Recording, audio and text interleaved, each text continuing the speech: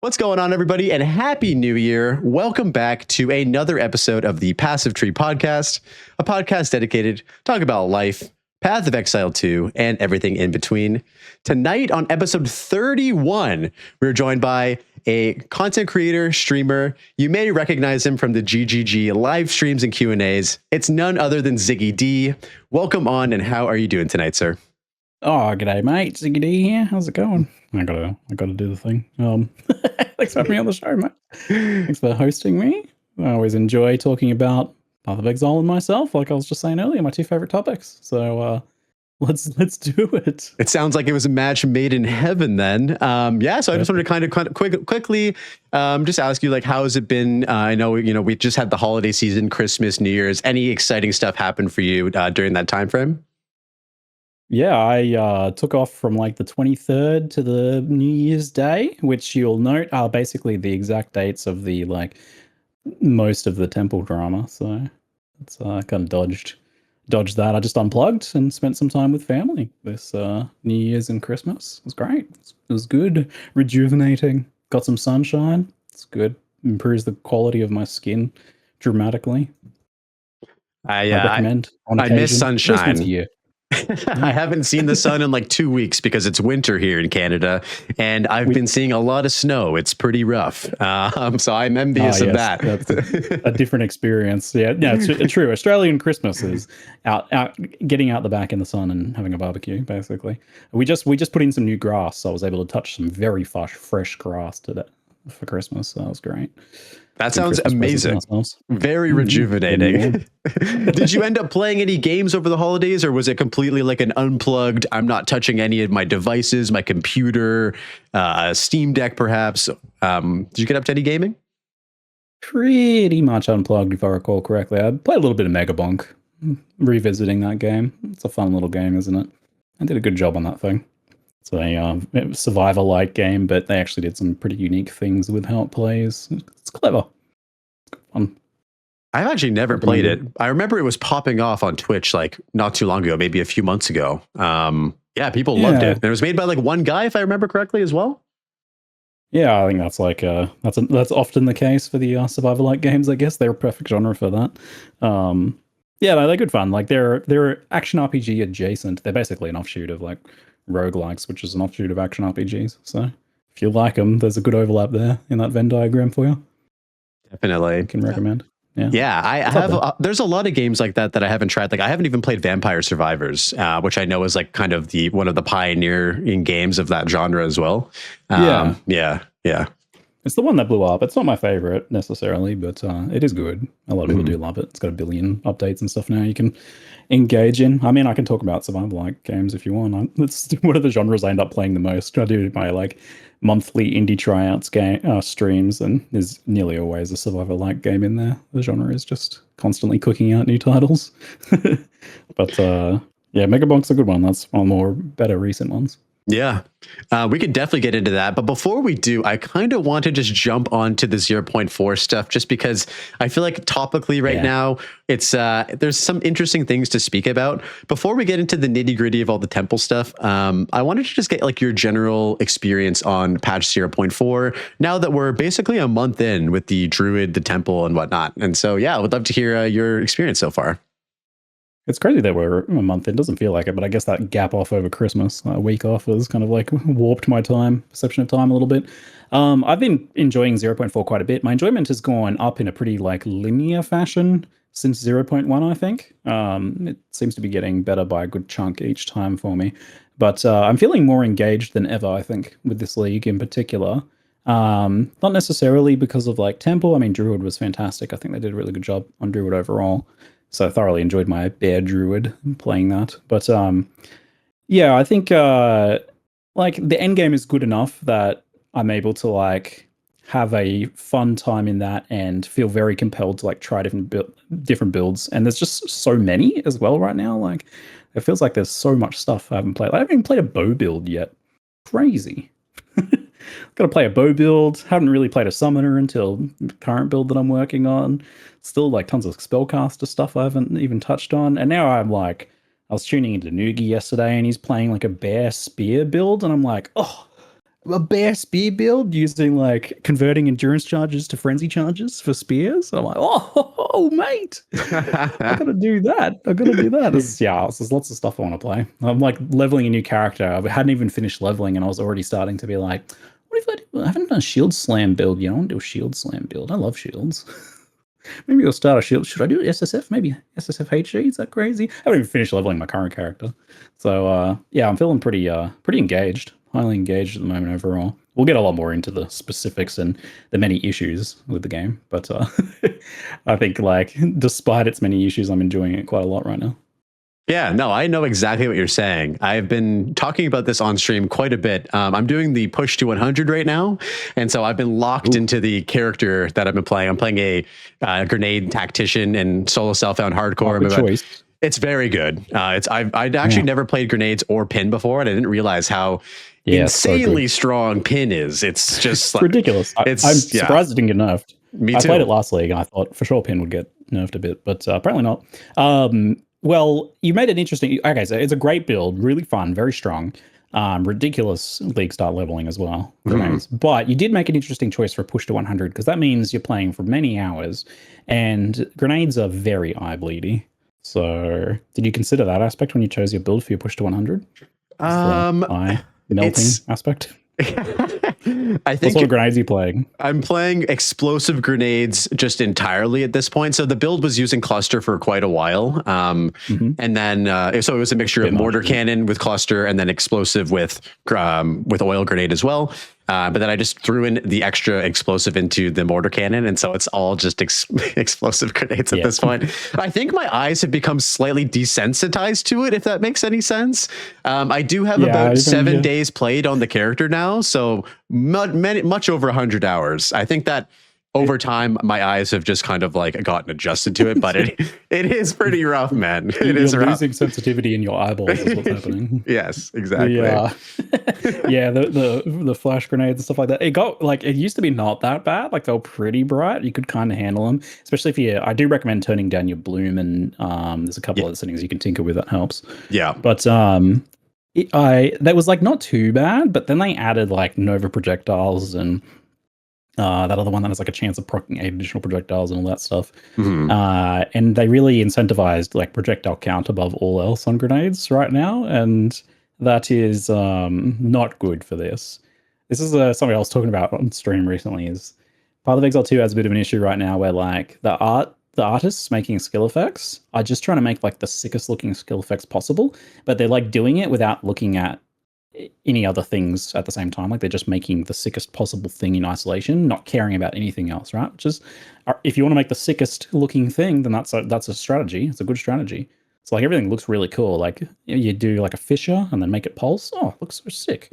But they definitely don't consider what it looks like when you've got 100 of them on screen, or those plus 100 other things, or let alone this is just solo gameplay is unhinged. I had to turn down my like stream encoding and all my settings to nil for playing my druid because of fishes. Like as soon as you get fishes on the screen, it's like nah. It just drops down to nothing. You can't see anything. It's a blur. So bright as well. Like it looks so good. The fishes look so good, but it's just so bright and covers so much. I love how you placed. I said that though. It's like they're making everything look so damn good, and I think in like a vacuum or in a bubble, they're doing an amazing job. Obviously, like one thing that stuck out to me so well when I got my hands on the game for the first time was just the ice shattering animation. Like every little individual piece of ice just like breaking apart or flying across the screen, and like that looks awesome even in mass. But yeah, fissures, oh my goodness, grenades, oh my goodness. It's like how do they fix this though? Because they've really doubled down on the whole like, more is good for the build. Obviously we want to do more damage, we want to have more visual effects on screen, but yeah. Well, there is like, apart from like technical graphical things they can do, like toning them down, or even having some sort of like dynamic culling style thing where the more of a, say, explosive grenade explosion there is, the like kind of subtler they get. But they've really demonstrated over the past 20 years that they don't really want to do that. So ever, they've never ever wanted to do anything even approaching any sort of like sliders or whatever for skill transparencies, etc. So given that fact, I think is actually a pretty good gameplay incentive to tackle it from a different approach. So with grenades, for example, I think what they should really be doing is incentivizing you to potentially build in the opposite direction, build fewer projectiles, fewer more powerful projectiles. There needs to be like a nuke support where it's like it limits the amount of projectiles, or it converts extra projectiles into like AoE and damage or something like that, right? So like concentrated effect style of things that are the inverse of adding extra projectiles. Because right now the correct choice is always to add more projectiles, because it's shotguns, the explosions overlap. But yeah, you should really incentivize doing the other thing. Some sort of like duct tape support where you like tape all your grenades together and then lob it like they do in movies sometimes. Yeah, something like that. That would be cool. I'm trying to imagine my build right now and the exact opposite way that I would play it, where instead of like shooting as many grenades as possible, it would just be like one big boom and everything just dies. And I could get behind that. Honestly, I could definitely get behind that. It can be very satisfying alternate playstyle, because I'm playing Cold Snap Jin now with the Naviras that detonates chilled ground, and it is screen-sized explosion, but the visibility is actually quite good on it, and it's extremely satisfying when it just goes and shatters everything on the screen. So that sort of like single explosion with a gap between it is both good for visibility and gameplay, I think. Absolutely. I mean, you got to keep the mass projectiles approach as an option because it is fun. But just having more of the opposite, I think, would help. Absolutely. I love that. Speaking of things in the opposite direction, let's talk about the temple really quickly. I think that right now, especially because today of all days, we've gone back and the GGG has done another hotfix, essentially reverting the change from the medallion, upgrading, up to only the tier 3 rooms. So breaking it down as sort of for people who haven't basically been following this or who are not up to speed, the Val Temple has been obviously a really big point of contention in the community during this patch, with nerfs happening over the last couple of days. So initially, GGG had made some changes to the temple regarding diminishing returns, which I don't think many players had an issue with. I think the biggest issue that players had an issue with was the locking of only tier 3 rooms of the medallion, which basically made it a lot harder for players to build those giant snakes that were providing us with so much currency and rewards. So I just wanted to get your take on sort of how do you feel like they handled this? Did you think they handled this super well? And what do you think like the potential sort of like result of all these changes back and forth so quickly might have? There's a lot at play here for the Val Temple, because overall I quite like the concept of the design. I did kind of help inspire it, I guess. I have a personal stake in that one, but also I actually just think there's a lot of fun potential there. I think it's a really good addition to the game. So like I really want to see like things like that are major side content like that, but also something that you can build up over time. So the snaking was cool in that regard, that it was something you could build up over time. That was something the game doesn't really have much of. Yeah, you unlock passives and stuff on your Atlas, so you progress, but you don't build anything. And having the temple be something that you can build, there's other strategies for it, like just rushing out Siri, for example, but something that you can build up and keep juicing as well, like push beyond normal limits to make harder and harder. It was a really cool addition to have. So the snaking strategy ended up being, for juicing, we're making really long chains, ended up being stronger than expected. It was definitely expected behavior for them because it pretty much had to work that way with the way that the decay system works, where you can protect really long chains. But it ended up being like way more impactful than they expected after they kind of did their emergency buffs for the initial temple reception. Because it was like the first couple of days that everyone's like, well, they're like, temple's not very good. And certainly there was some whiplash going from the campaign to where it was quite rewarding to early endgame where it just stops giving you anything. I actually think like without any patches, had we built temples, it probably still would have been very good. Like compared to other content in the game, probably quite reasonable. But it was still important, even though it was perhaps a hasty overreaction to buff it as much as they did, as soon as they did. They kind of had to do that because it shows they're listening. And it's, you also got to kind of err on the side of making things too rewarding just before you go away for Christmas. So they kind of had to overbuff it like they did. It was somewhat inevitable, I guess. The biggest issue that I see here is just that when they made these changes they made, that it left legacy temples intact. So people who had already built big temples were able to keep farming them for even at a reduced rate, like I think it was like 1/5 or something of the value. So if they were getting 100 divines a run, which was actually happening, they were getting 20 divines a run instead, which is still ridiculously good. Yeah. Which meant that people who had already built them could keep going. And that feels really bad. It's a bad look. So a bit of a misplay on that one. I don't know if like something that they could have foreseen with the way they changed the medallions was that happening. But it might have just been kind of like, it was a pretty like, it's the weekend, Christmas break, New Year's break. We need to make a change. They kind of made the change. And yeah, so I don't know if they really kind of like foresaw exactly the legacy temple issue there. Maybe they assumed that those temples would start to decay over time, which is coincidentally one of my main issues with that design. So I don't like the way the snaking worked out in its original and now unnerfed mechanics. I think unnerfing the medallions was the right call for now as a band-aid until they make more elaborate changes down the line. But I have some kind of like reasons for that. So aside from the economic issues of producing ridiculous amounts of currency, which like is and isn't an issue, it was to the extent that it was definitely an issue. Anyway, economic stuff was a whole other conversation. But my issues with the snaking, building really long chains, the way that worked, was that once it was set up, it was static. So there was just no more decision making, just endless grinding of the same thing. And then they were using limited rooms. Like you're only using like a very small handful of the rooms available in the temple. Which means the content was like very repetitive, especially with no changes occurring over time. And then it had like a long and painful setup process that people kind of like were clearly very frustrated trying to work through, which came to light even more after the fact that they made it even harder to do. You have to fish for certain rooms and things like that. And you're not really engaging with the temple while setting it up. I think there's like a lot of design issues with the way that the snaking worked. So ideally, I want to see down the line, probably for next league. Well, I don't know. Maybe they'll do some more stuff within this league, but maybe they'll just leave it here for now.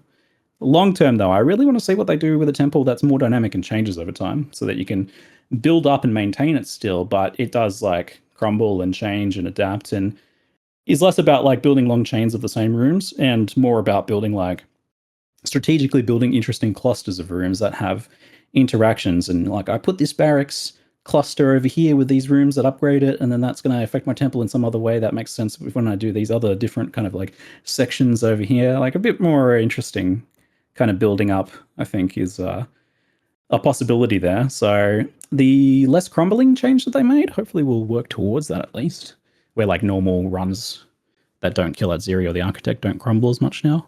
So that should hopefully be a step towards that direction, at least. Gives me some hope. Definitely. But honestly, the biggest thing I want from the temple, though, is actually has not been talked about at all in any of this, which is I really want temple modifiers and crafting. Like there was kind of this focus on crafting in the temple, but that kind of just like is a non-element now, I feel. So I want like unique temple modifiers that you can craft or that drop on rares in the temple. Like Path of Exile 1's temple mods, if you're unfamiliar, there are modifiers, a bit like Abyss modifiers that are unique to temple, which can be interesting build enabling stuff that you want to do that content for. But also with this whole crafting focus, they could have done like some interesting harvest style meta crafting, like remove a fire mod, add a fire mod with a chance of it becoming a temple fire mod. Things like that could have been like really cool and would incentivize using all the different rooms too. Like these other rooms that you don't use in whatever core snaking strategy might have like really cool crafting stuff in them. So that could, I think, make things much more interesting. Hopefully that's like the long term for this sort of a temple. Yeah, no, I've rambled for a long time. I love that idea. I love that idea. We were actually just talking about like mod specific content in my stream earlier today, and how like, that's a very fun part about Path of Exile 1 that incentivizes players to, just, engage with content more. As an SSF player, I have enjoyed the temple for what it offers you in terms of like the ecosystem of things to do in Path of Exile 2 right now. Like as a hardcore player, the body modifications was obviously something super important for my character. So getting all 4 of those things was like awesome to have, just as like extra defensive layers, extra attack speed and stuff like that. And then obviously the cultivation orbs as well, something very unique to the temple that allows you to kind of change those unique items. Yeah. Right now I'm working on an Amazon build and getting the soul tether belt cultivated without and removing the 5% energy shield loss per second completely changes that unique to be an absolutely like basically best in slot belt for if you're going like an ice shot Amazon, for example, and you want like crazy energy shield leech without the repercussions of that. So really enjoying what they have available right now. But I definitely do think that in the future, especially in like 0.5, when they kind of refine things, maybe add some more rooms, maybe open up the possibilities for how these rooms connect. Because I feel like you're absolutely right. The way that people set up this temple right now is very much like there are these specific ways to go about doing it that work really well and really optimally, but there's not that much room for like creative freedom. It feels like right now we have these very specific pieces and there's only so many ways that these rooms can attach. So it leaves us with like these kind of almost predetermined outcomes, if you will. Yeah.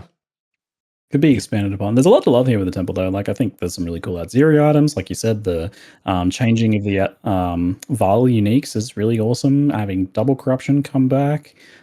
These things are like fantastic additions. And actually, before all of this, I felt like just as a baseline, just kind of building the temple somewhat randomly and trying to put rooms together. And as I was progressing my Atlas the first time, it felt very rewarding.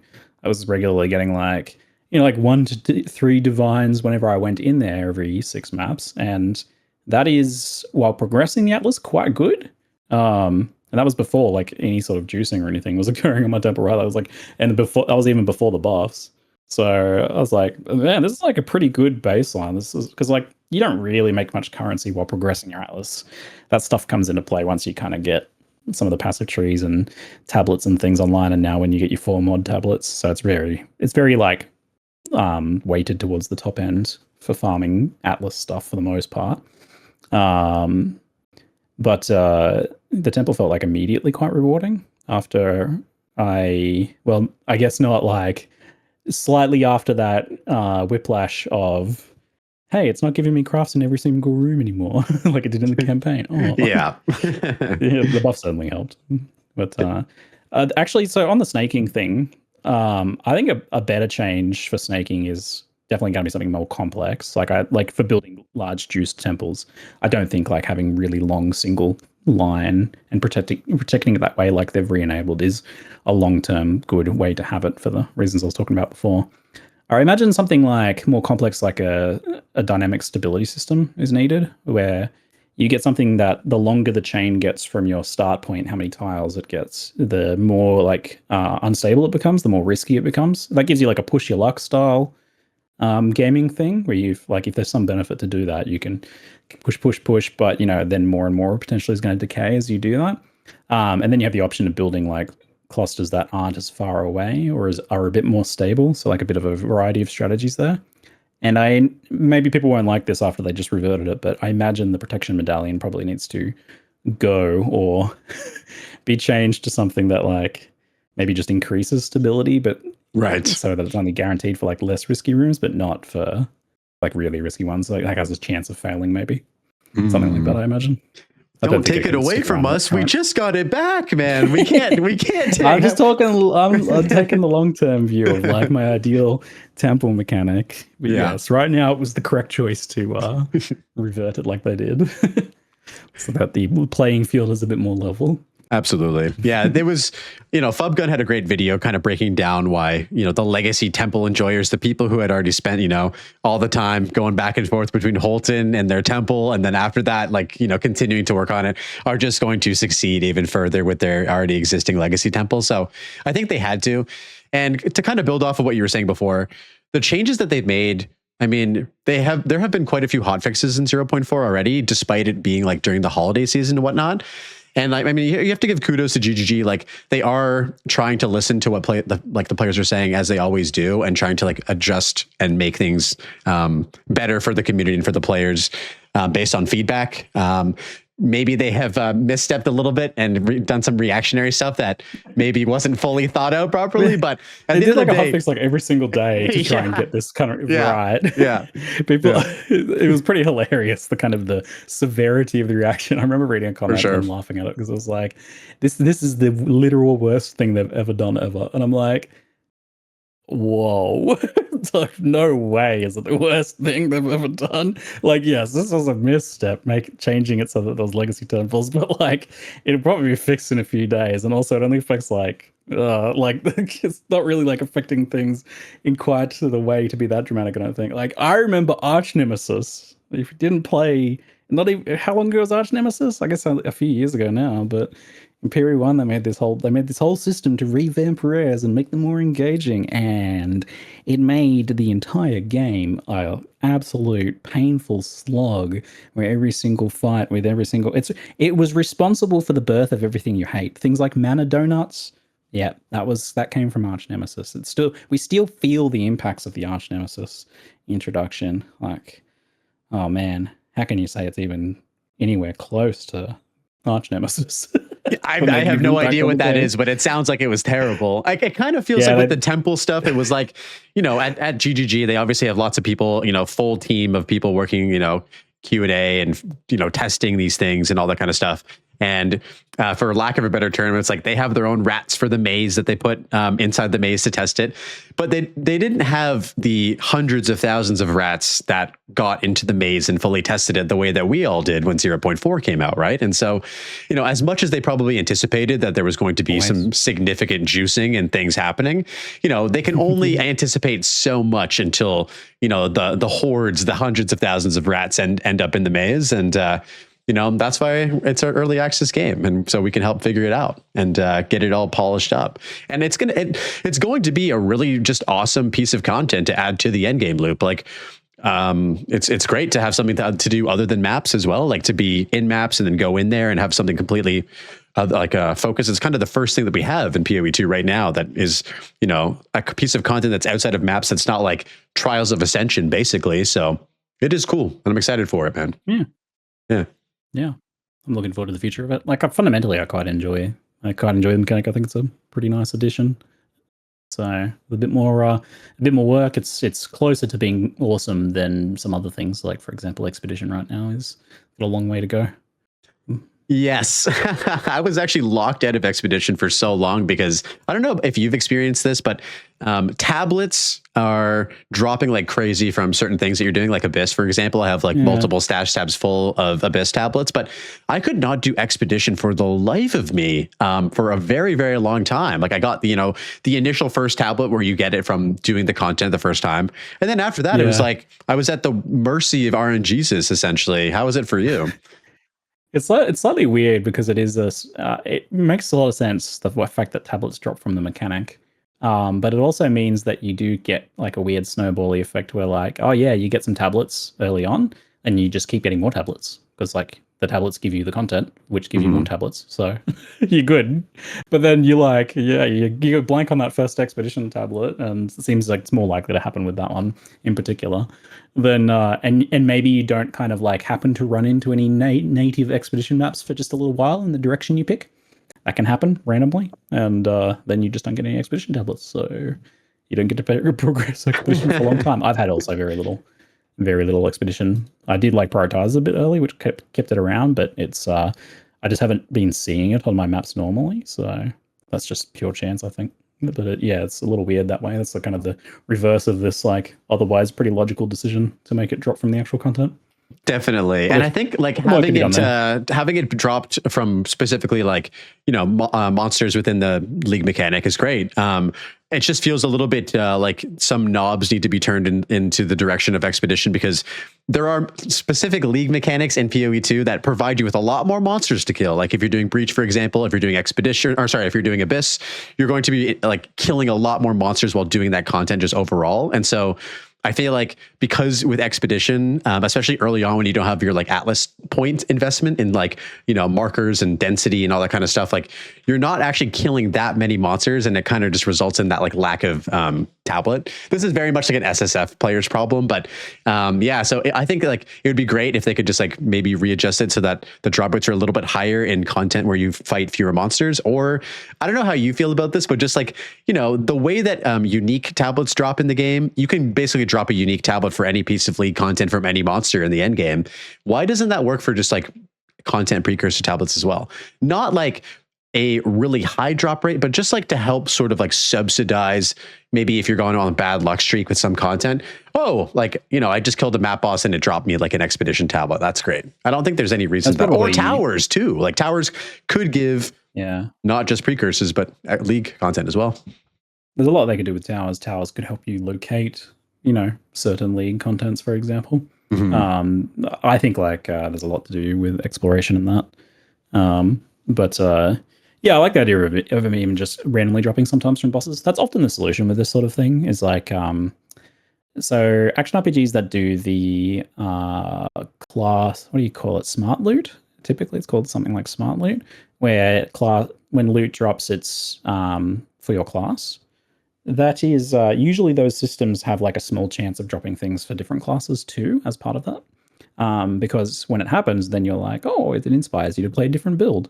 The same thing I think needs to be true for something like tablets, because you're doing other content, and then occasionally you kill a map boss and you get something for a different piece of content you haven't done yet, and maybe you're like, oh, maybe I'll try that. Just as that kind of like occasional oh yeah, here's a thing you can do. Here's something to inspire you to do something different. It's good design in generally to do that sort of thing. I love that. I would love to see that iterated. I think that small, tiny little change would just make the end game experience for people who are kind of relying on their own tablet acquisition, not buying them off Trade League, to be just more self-sufficient and allow us to kind of, because Expedition is so great for what it provides you, like the Recombinator, essentially, if you're trying to like craft items. It is very, very nice for that. Before we go any further, dude, and I'm having a blast just like chatting with you about the general topics that are coming up with regards to PoE2, I wanted to rewind. This is something that I do on every episode of the podcast, and this is going to be no exception, especially because this is the first time we've ever had a chance to hang out and chat. I wanted to start off with just asking you sort of some preliminary, like early day questions, starting off with what was just like your first foray into gaming, and what were you playing on when you were kind of just getting started? I've always been gaming in some extent. My dad was like playing arcade games when he was young. His gamer tag back in the 80s was Stingray, trying to get high scores on Space Invaders and stuff. So he got me like a Sega Mega Drive and stuff pretty early on, and I had like a grandpa who would kind of give us his hand-me-down PCs, and he was a PC gamer, so I had a pretty good mixed experience to gaming for everything like Sega, PlayStation, Xbox, PC gaming, kind of all of it, despite not really like, we were not very well off when I was young. But so we'd have like fewer games, but kind of like save up for them over time. Or I did a lot of demo disc gaming, getting free games from cereal boxes and demo discs and things like that. But it's interesting to like look back on early days, my childhood of gaming, because like in some ways we played like, even though there's like so many games now right available, like indie gaming is absolute renaissance of whatever game you want to type of game you want to play. There's some cool indie game for it, some dev making something truly awesome and unique. But back then, I played like a much wider variety of games than I do now. I guess because you didn't have so many choices in one genre, so you played a bit of everything. I'd never play a sports game now, but back in the day, I played many sports games, racing games, played everything from RPGs, strategies, platformers, etc. But I think for me, RPG and strategy games are probably like some of the biggest ones that I've played a lot of, outside of, early console was a lot of platforming and stuff. Sonic the Hedgehog, etc. Absolutely. Sort of absolute classics for the Sega Genesis, or otherwise known as the Mega Drive, where you are located. I was just going to say, adding on to that, the kids of today will never, and I sound like an old man saying this, I can hear it coming out of my mouth right now. The kids of today will never appreciate the cereal box demo disc or the cereal box full game that you could get. I remember Age of Empires 1. I never got Age of Empires 1. I got Chris Sawyer's absolute banger Roller Coaster Tycoon out of a box of cereal. And oh my goodness, that game had no business being in a box of cereal. I will tell you, it was it was incredible. So I definitely lived through that as well. When you were playing on console, and you were doing your platformers, your Sonic the Hedgehogs and stuff like that, do you remember when you sort of made like the transition into like PC gaming, or was that something that had existed in your household like the entire time, basically? I was always like doing both. we had consoles, and I did a lot of the PC gaming myself. We had a few games that we did as like a family. I remember like us all huddling around the computer to kind of play Caesar 3 together, which is like a Roman city builder. And a few other games like that, but we'd also like kind of get together and like play horror games and stuff as a family when we were way too young to be doing it. Well, like 5-year-old kids playing Resident Evil and stuff. Parents not very good on that sort of thing, but I'm looking now that I'm a dad. I'm like, oh my god, how could you have done that? we had some nightmares. Oh my god. Parents didn't know about the rating system back then. It was the same for my parents too. I remember the first game they bought me. Man. Yeah, the first game they bought me was Mortal Kombat for the N64, and they were just like, I was like probably 6 years old, and they were just like, hey, this game looks like fun. Have a good time playing this. And you're like, I'm like ripping people's spines out like in the basement, and they have no idea. Yeah, it was just a different time for sure. There's a quote in Bluey where it's like, you weren't wearing helmets, and like, it was the 80s, kid. There was no helmets. It's like I've got a Bluey quote for everything now. Yeah. Yeah. Like over time, like I kind of haven't really played much in the way of console games outside of some Nintendo Switch stuff recently, I guess. Kind of because we have a Switch and we play some games on there, like with other people, friends or nephews and stuff that come around. But apart from a Steam Deck, having a Steam Deck's amazing. I love the Steam Deck. But yeah, I pretty much just do all PC stuff. It probably happened when I started doing content creation, really. Yeah. Just got more into the PC side of things. The games that on there interested me a lot more. There was other things I was like more hyper engaged in. But I'm sure you can pick my age as that mid 35, but from my games. But so kind of like the main games for me, I guess, were Diablo 2, Fallout 1 and 2, Age of Empires, all those games, Warcraft 1 through 3 as well, Rome Total War, a lot of strategy games actually, kind of in hindsight. On console, like I played so many games on console, but I struggle to think of ones that like really stood out. There's probably like Elder Scrolls and Final Fantasy 7 and 10, which I guess like Elder Scrolls were on PC too, but console was where I think most people played them. Those are kind of, and then another one that doesn't get enough shout outs as an amazing game, Descent Free Space. Bonus points to anyone who knows that game. That game was phenomenal. That was like one of the games I was just like, whoa, games can do crazy shit, man. I'm like so immersed. It's a space game where so the Descent series was this weird like thing where you fly through tunnels and mines and stuff. I didn't like those games, but the Descent Free Space game was an actual space game, like dogfighting and things like that. And it's you're fighting on the side of the humans and you're fighting some other people, and then all of a sudden this like kind of like third group comes along and they're like hyper advanced aliens with like cloaking and shields and stuff, and you're just like, what man? How are we supposed to even fight these guys? Our shitty guns can't even get through their shields. And then it's got like the mission briefings in between each mission and stuff. It's basically Battlestar Galactica in game form, and it was so sick, so freaking hard to play. I remember I didn't know how to turn off sticky keys, and shift was the afterburners in that game. And I'm like furiously dogfighting. It's like a 40-minute dogfight with this like cloaked, bloody shielded, hyper advanced alien. I'm like, I'm gonna get him, I'm gonna kill him, man. If I even let up for even 1 second, he's gonna turn around and blow me up. And I'm like pressing shift, I'm afterburning, and then sticky key comes up, that sound which haunts my dreams, and it like minimizes the game. I'm like, no, stupid sticky keys. I had to like consciously try not to do it. Oh, amazing game, good stuff. I've never heard of that game. I got to look into it now. I somehow slept on that.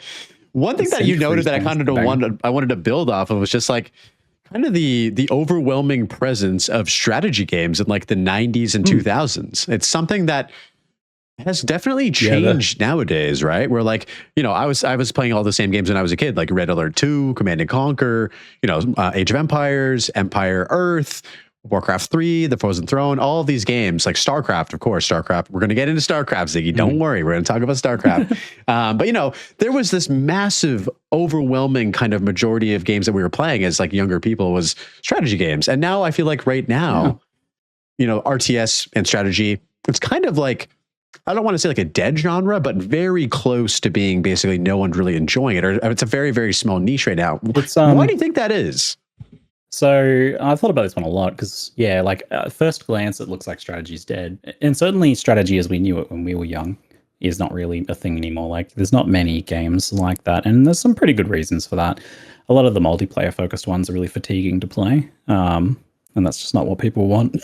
People are busy and exhausted, man. Yeah. I don't want like a game where they like do some 40-minute like macro fest and then they feel exhausted afterwards. It's like not really what a lot of people want from gaming now.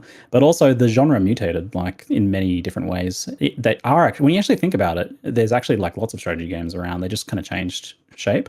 So you got like games turning into things like They Are Billions and stuff, which have been having a bit of a resurgence of games like that recently.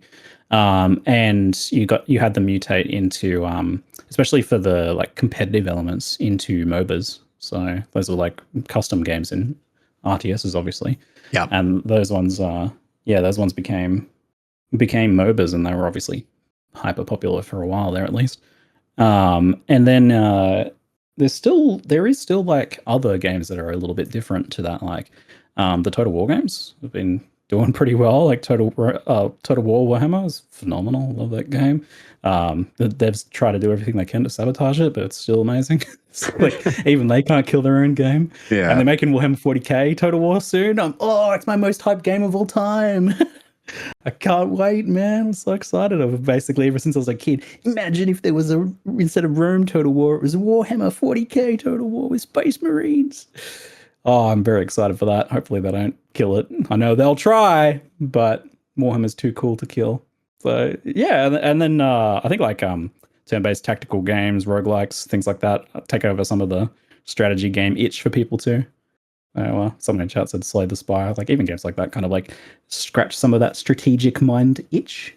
So yeah, you got kind of other things kind of reaching into the genre and pulling little bits of it away, while what we know as the core kind of like Age of Empires, StarCraft style game is just a bit too high effort for people to play these days, I think. And I imagine that there's probably something to do with like it's probably a bit like cinema, where certain genres aren't very profitable to make too. I imagine RTS kind of fall into that category.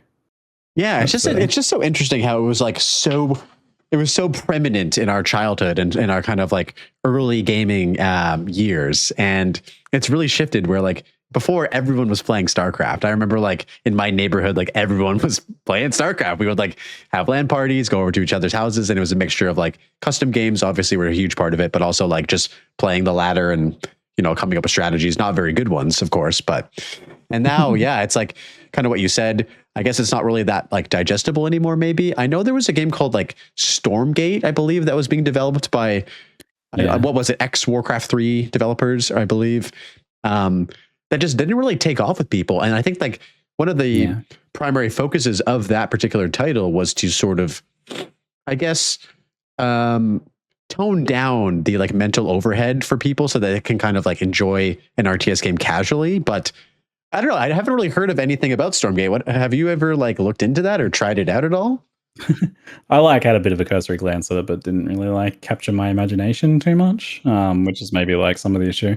Although chat says that they like the devs killed that game, which is often the case, I guess. Is that like maybe with the right execution it could work, but yeah, I don't think too many people are looking for that type of game, even if they do kind of like solve the problems. I think like it's not really a case of needing to solve the problems so much as like so much as make things that scratch that itch in other ways. But I don't know, maybe we'll see a resurgence of that style of like real-time strategy game or something in the future. But I love now that I'm a bit older, I love the Total War style the most, where it's turn-based grand strategy and then kind of more bite-sized battles that are real-time that you get to scratch your tactical itch. Yeah, that I think to me is like so fun. A good multiplayer experience too, if you have like time for it. A bit time consuming though, because of the grand strategy part.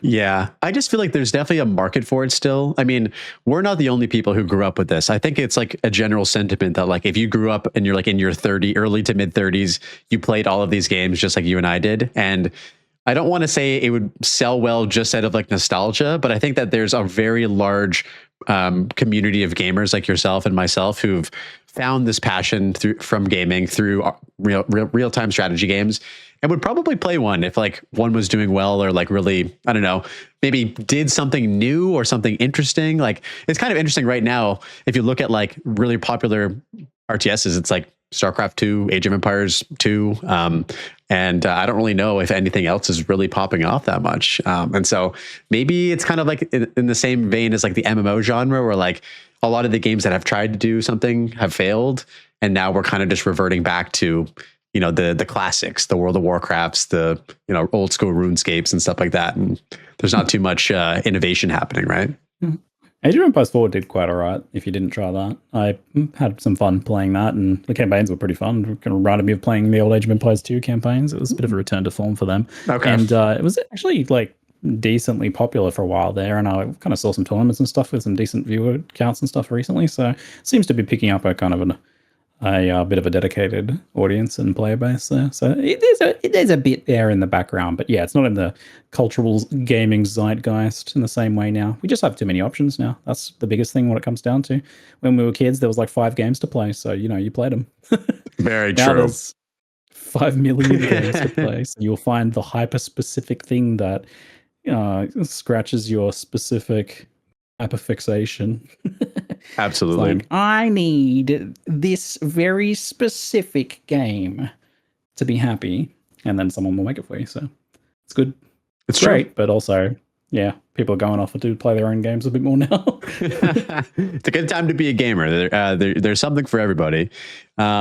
I did a deep dive on your YouTube channel, like I do on all of my podcast guests, and it said to me that your oldest video on YouTube was a StarCraft 2 guide from about 13 years ago. So I wanted to ask you, was StarCraft 2 the game that inspired you to sort of start making YouTube content? It did in a way, yeah. So the story is that I was at university at the time, and my just brain was melting, trying to force myself to learn stuff at uni. I was just like hating it. I didn't like my work at the time either too, so I was doubly mind numbed by that stuff. And so I was, you know, searching for escape, and just randomly started playing StarCraft 2 because I was like, I never played StarCraft 1, but I loved Warcraft, and I think I had a MacBook at the time, and it was like one of the few games you could actually play on Mac. Don't know why I got a MacBook, but anyway, so I was able to play it, and it showed me that I could actually really love learning things, despite my current experience at the time in university. I was like really hating learning things. I was like, oh wow, when I actually am interested in something, I'm really good at learning, and I also really enjoy it. And also that kind of like self-improvement cycle of like playing a match, looking at why you did badly, internalizing kind of like, you know, your mistakes, blaming yourself for your mistakes, learning from them, getting better, studying replays, doing research, doing all that sort of stuff. And so that was the thing that I was just thinking about all the time instead.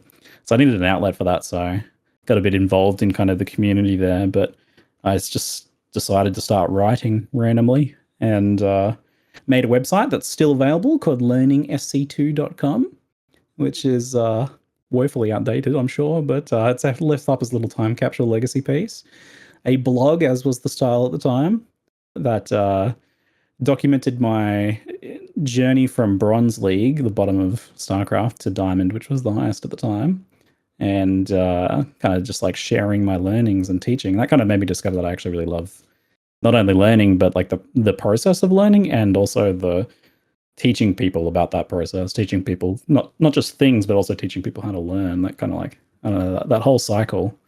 I really, really enjoy. And yeah, it was a good era for like content creators too. Yeah, Day9 and Total Biscuit were huge influences. Total Biscuit for like the ethical kind of approach to content creation, and love of game design and things like that, and Day9 for that love of learning. Day9's a really positive figure in terms of that love of learning. So I got really into that and started writing. Kind of enjoyed that process quite a bit, which, since I didn't know what I wanted to do with my life, that got me into I thought, I guess I'll be a writer. So I ended up doing like a lot of really crappy SEO writing, which is where you basically write stuff for search engines. You become like, what was the the time that the version of AI at the time? So AI slop. I wrote AI slop, but in like the early 2000s or whatever, Yeah. in the 2000s, whatever. There was no AI. I was the AI writing slop. So writing about like garage door openers and stuff like that for marketing websites, so that when you typed in like, I need to buy a garage door opener, you'd land on some website with some article written by me about garage door openers, and it would lead off to an Amazon link or something. So I did a bit of that stuff, which was garbage work for garbage money. And we struggled a lot financially at the time, but my wonderful partner, Amy, who I met in uni, worked really hard to make us money, to give me time to figure out what I was doing. She really believed in me. She's amazing. She still does. And she had some friends on YouTube. So after writing for like a couple of years and doing that shitty work, she had some friends on YouTube. And she said I might like doing it. But I remember literally saying these words. I said, no, I think I'm more of a writer. I think I'd like YouTube. Which is pretty funny in hindsight. But I ended up giving it a go anyway, and made some StarCraft videos. And that was fun to like add into my writing content. No real like potential to earn a living there for me, but it didn't really like click or anything until Diablo 3 came out, actually. So StarCraft was the thing that got me started in making gaming content and being involved in the gaming community, and seeing that was the thing that existed, that there were gamers online who, took games seriously and loved them, and we're gonna like, I don't know, bully each other about liking games and stuff, like the kind of rural area I grew up in. It was the pathway into that. But Diablo 3 was when I started making some content, got kind of involved in that. And then I made in particular a video. This is I don't know if you saw it in the research, but I think the first of my videos that ever kind of got some views was a video about the real money auction house in Diablo 3. Remember that was a thing? Pretty wild, eh? I sure do. I got my collector's edition at the midnight launch of Diablo 3 as somebody who was a very, very excited Diablo 2 fan for the decade it took for them to make Diablo 3. And boy, what a time that was. Oh my goodness. Yeah, Diablo 3 launch is crazy. Radric hamburgers for $250. We made a few meals worth of money on the auction house. Absolutely. That's cool, man. So StarCraft was sort of like your introduction to YouTube. It got you sort of inspired to sort of create these pieces of like guide content. But you said that like Diablo 3 really like kind of propelled your channel and your content in a new direction, I guess. And you kind of really, I would say popped off, because as I saw like your views sort of like started growing and growing based on your Diablo 3 content, stuff like that. I just wanted to ask you, generally speaking. Oh, sorry. Go ahead. I was just going to say, so that video in particular was actually kind of a response to something Crip was saying on stream. He was saying like, why are people paying so much money for this crap? And me, fresh off finishing my marketing degree, is like, hey, I can use some of my marketing vocabulary. And I made a not very insightful video, but it did let me use some of my fresh new vocabulary. And I just kind of talked about like relative purchasing power and stuff like that. And Crip watched it on stream, and it got it and recommended it. And there's some comments being like, Crip sent me here.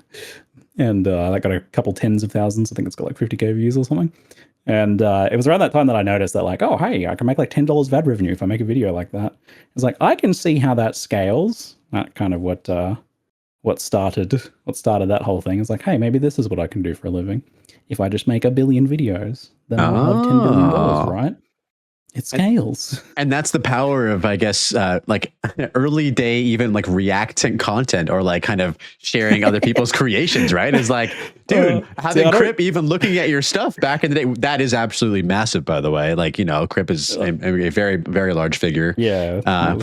So yeah, it's it showcased to you very early on, like the power of, I make a cool video. I make a video that I'm proud of. I feel dirty that my first successful video was React content, because like I don't really make React content. But then I didn't realize until today, and I went and looked at that video just to kind of see where that happened. And I was like, oh god, this was actually a response video to someone else. I was like, this was actually React. Like, no, it wasn't React content. I guess it was the style at the time. Instead, it was reply guy. It was a reply guy video. There you go. Like Crip said this is what I have to say, and that was before React content existed. And that was what you did. Yeah, it was like pre-React content meta, but still like people were interested into that stuff back then. I wanted to ask you, as sort of somebody who's been doing for YouTube content for quite a long time now, coming along almost 15 years at this point. What have you really learned lesson-wise over the course of almost 15 years of YouTube? What are some of the biggest lessons that you've learned making content for that long? Oh man, I don't so there's a lot of hyper specific stuff about YouTube and things that you can chase and do, but I think you can actually just this kind of goes into my bigger mindset about my personal career and my approach to it. But my biggest kind of takeaway over the years, I think, is just that my preferred approach is not to do all the things necessarily that you're supposed to do or need to do, or could do if I really wanted to min-max and make as much money as possible, but rather to cultivate a good lifestyle career. That's been my priority, right? So for me, that's what I've found has worked consistently, just regardless of whatever random changes that they make that kills YouTube every year, is make content people want to watch, man, and make sure that they can type into Google and find it. Now, in before AI kills Google searching, and then my staple for the last 15 years all of a sudden stops working. But you never know. You got to be adaptable is a pretty core thing if you're making content online. You got to be pretty adaptable. But for the most part, I think you make stuff that answers someone's question or helps them, then that's gonna work. There's value. See, that's what I always liked. That's what I liked very early on from YouTube. I was I got to see a very direct and gamified physical representation of my value creation. I made a piece of content. I made a video that gave people enough value that I earned $10 of ad revenue on it, because that's something that helped them or that they found entertaining. Very I don't know, very validating, and also very kind of that tickled my brain in the right way. Regular work, working a normal job, was always a struggle for me. I didn't really see any correlation between what I was doing and the money that I got back in return, because I'm creating value for someone else, and then that's kind of disappearing into the ether, and then I get some kind of small random cut of that. There's not really a direct connection there. But I was hey, the better the videos I make, the more of them I make, the more people I help, I get to see exactly how that converts to dollars. So that was kind of my favorite takeaway there. I forgot what started this tangent. No, I understand completely what you're saying. It's very tangible. It's something, and there's not a lot of things in the world that are like that. Mate, yeah, excellent dopamine. It is. It helps you, especially because you were talking about how you liked learning and understanding and studying. Going back to the StarCraft conversation, you like studying replays and seeing analytics and data and stuff like that. I think YouTube directly sort of reinforces that mindset, because you can see, the views, the numbers, the likes, the comments, all of this data kind of feeding into the same sensories in your brain. And I can definitely see why I sort of latched on early on for you as well. Yeah. I always the comments. I'm a comment addict. So back in the early days when I was just doing YouTube full time and nothing else, it was I was just reading comments the moment that they got posted and responding to them within a minute. And that got kind of people took note of that. It's I got subs out of that fact. I'm wow, you're responding within a minute. And that kind of helped my early days building up. I do that right now. So I'm in that phase. I craved the ego stroking. I craved the validation, the dopamine that it gives me of seeing a comment, any comment. I don't care if it's a negative comment. That was still a dopamine fix for me. Mm-hmm. Someone saying shitty stuff about me in comments. I was my brain was excited about that, because that was feedback that I could act on. Yeah. Even if it wasn't presented in that way, there's usually some takeaway from every piece of garbage that people write on comments. But I love it. I still read and respond to YouTube comments basically every day as well. So that never really stops. I just have a bit less time for it. Yeah. And I'm sure once it gets to a certain point, I had one video that kind of just blew up unexpectedly. It was, I don't know if you've seen it before, but it was about me playing Path of Exile 1 as a Path of Exile 2 player, sort of blind experience. And I made the video thinking that it would get 1,000 views. I'd be happy if it got 1,000 views. And then it ended up getting over 100,000. I think it's 170K now. So it's my most successful video. Yeah, it was cool. It was the first video I had seen where someone had done that. And it was kind of a new perspective for people, because a lot of people who played PoE 2 had played PoE 1 first, and so I was kind of like coming from this new era of like Path of Exile players who are, you know, starting off with PoE 2 and then moving into PoE 1. So I think a lot of people were interested in hearing what that perspective was like. But I remember the comments just got out of control, man. It was like 2,000 comments, and it was like, I can't even read all of these anymore. Like, I want to, but it's just like, it's too much time. So yeah, it's kind of crazy, man. It's kind of crazy. That was kind of like what made streaming work for me too. So like a few years after I'd been doing YouTubing and YouTubing for Diablo and stuff like that, after Path of Exile, after it started, I did my first ever live stream from my crappy internet. It was like a 140p 5 FPS stream of some passive tree update on the passive tree planner back in closed beta, and it was awful, unwatchable. But I got live comments. I could interact live, instantaneous, no time delay between someone posting a comment and me doing it. I could chat with them directly. That immediate feedback. I was like, oh yes, I was hooked. So we moved across the country to go get better internet. Coincidentally, back to my old hometown, but to some crappy area. But there was good internet there, so we just moved across the country for internet, literally, which was pretty funny. And started doing the live stream thing, which was a good kind of like pairing with the YouTubing content. Absolutely. Enjoy that still thoroughly. That's good. Yeah, that's excellent. And good internet, a very important resource. Absolutely. So speaking about Path of Exile 1, so you obviously played quite a bit of Diablo 3. Was it sort of a natural progression from Diablo 3 into Path of Exile? Or was it somebody specifically maybe who got you sort of interested in Path of Exile? I would love to hear sort of how you made the transition into that game. Yeah, I had a friend online that I would play StarCraft with at the time, and then Diablo with, that saw like some ad or something for Path of Exile, and they were like, yo, we should play this game, it looks sick. And I went to the website, and at the time it was closed beta, but you couldn't buy in. The only way you could get in was if you got lucky and got given a key by some like timer countdown thing on the page on the website. It would go click, click, click, and then it would be like, someone got invited. Oh wow. And Okay. like, no, it wasn't me. They were like drip feeding people in one by one on this timer thing on the page. Yeah. So we were like, yeah, let's sign up. We did it. And then we went back to playing D3, and then we didn't get invited. So they didn't let me play. But then a little while later, they came out with, you could pay $20 or something, get a bronze Kiwi, and get access to the game. And that's when I got in. That was just before Val Oversoul was added to Act 2. So there was 2 acts, not even 2 full acts. And there was normal, cruel, ruthless, merciless, 4 difficulties of that. And most people didn't make it, even through like ruthless, let alone to merciless or the end game at the time, which was just like endless zone. But yes, that's when I was pretty excited about it from a content creation, because I'd just done this stuff with Diablo 3. It was starting to slow down a little bit. I was like pretty excited about this game, really like hooked on the genre. Like Diablo 3 kind of gave me an itch that the game didn't scratch because of its, various issues and whatnot. I was like, oh man, I want more of this. Diablo 3 is not doing it. And then, so obviously Path of Exile was the game to deliver that for many people.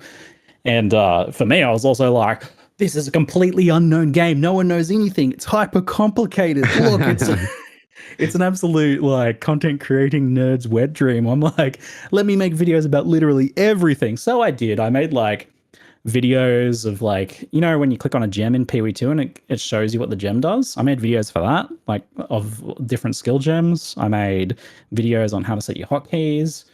What else did I do? Like just micro elements of like using flasks properly. I made little micro guides about everything. Oh yeah, I made a guide on how to beat Mervale by putting cold resistance on your character and using a shiver sting. Hilarious. It's so funny going back and looking at some content, just kind of like how low the bar was for like quality of content then in some ways, because it was there just wasn't any. So anyone making anything that was like even at any sort of reasonable value to it, it's like now I only make videos if I think they're like have like a lot of value. It's like now, but then it was a different story. Just make whatever crap. It was kind of like the wild west, basically, because I could imagine that when you sort of got your hands on the game, there weren't that many people playing it because they were kind of like initially drip feeding this sort of early access or beta access, and then all of a sudden it was a $20 purchase. Was there anybody else of note that you could remember maybe looking at on the YouTube feed and seeing that was making content around the same time that you were as well? It was like Crip, and then no one else major that I can really remember from the time. Like a bunch of just people doing like stray one-offs or little videos, bits and pieces here and there, discussions on the forums, that sort of stuff. It was like no one really knew anything, but there wasn't really like much in the way of content creators. So definitely got the advantage of like being in early when there was just like not many people making anything. Yeah. There was like a few people, maybe even some that are still around today, and I apologize that I don't remember their content from way back then, but like if anyone was making content, it was kind of just like a little bit here and there.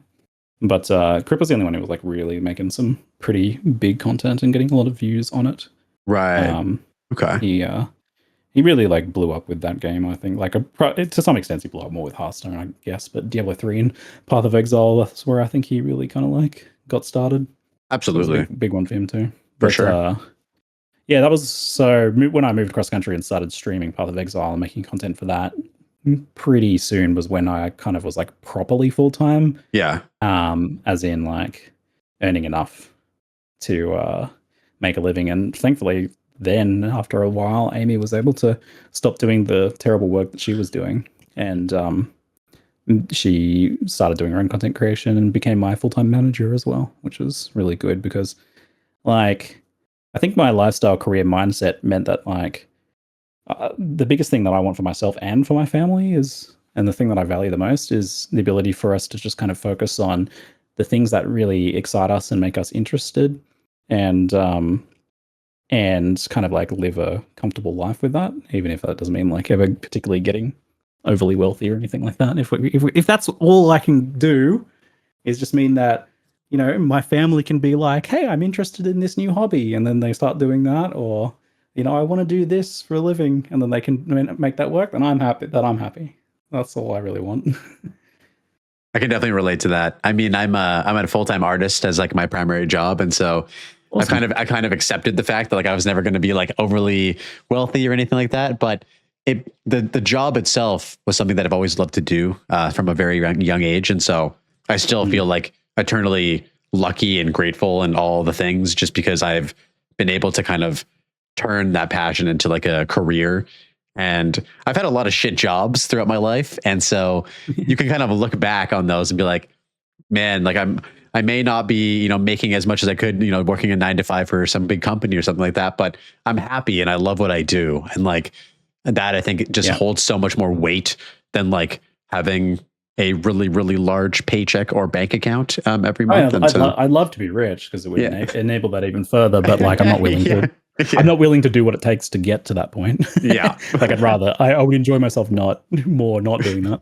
But yeah, having a lifestyle career is such a good privilege. Absolutely. But yeah, that's kind of why I don't like really push for, to work necessarily as hard as I could, or do like the other things you're supposed to do, like networking, making response videos and React content, drama baiting, taking kind of dodgy sponsors. I can kind of avoid all that, and we can get by okay, and I'm happy because it's a much more enjoyable way for me to live it.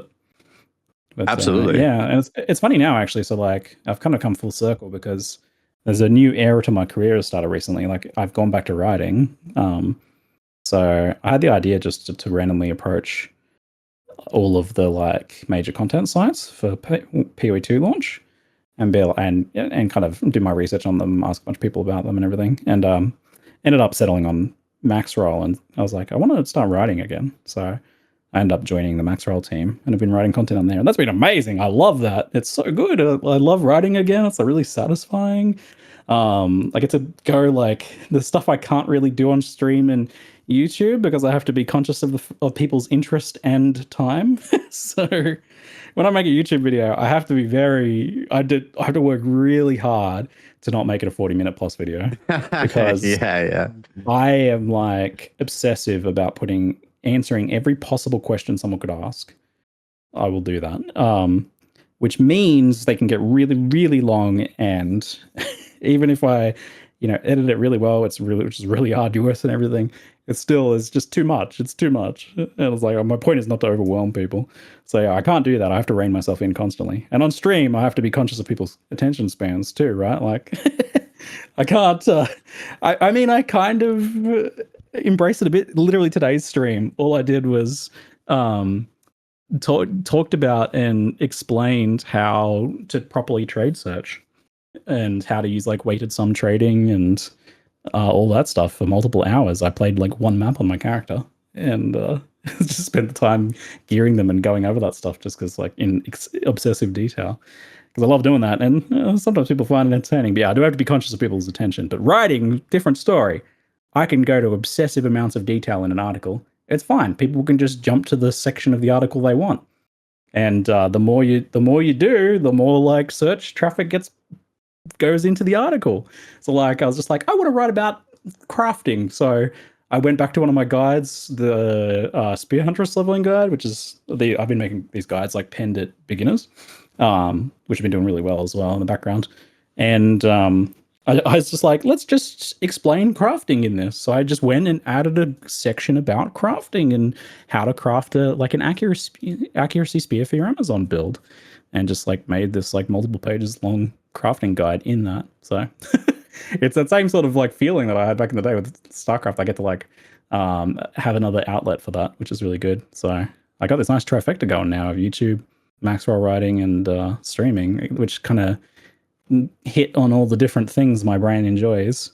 Live interaction from chat, from the YouTube. It's the comments and the validation of watching a video do really well and making a really good piece of content that I'm like, yeah, that's sick. And for the articles, doing that obsessive detail and being able to build it up over time is really good too. Since like videos get outdated in Path of Exile like immediately, often not even lasting a league before a video is completely irrelevant for Path of Exile. And obviously live stream is like a day job. When you're not streaming, you don't know anything. But the writing's a bit different. It's awesome. That sounds awesome. Yeah. It sounds like you have the trifecta now, like the trifecta of like Ziggy D interest in content, which is a wonderful thing to have moving forward.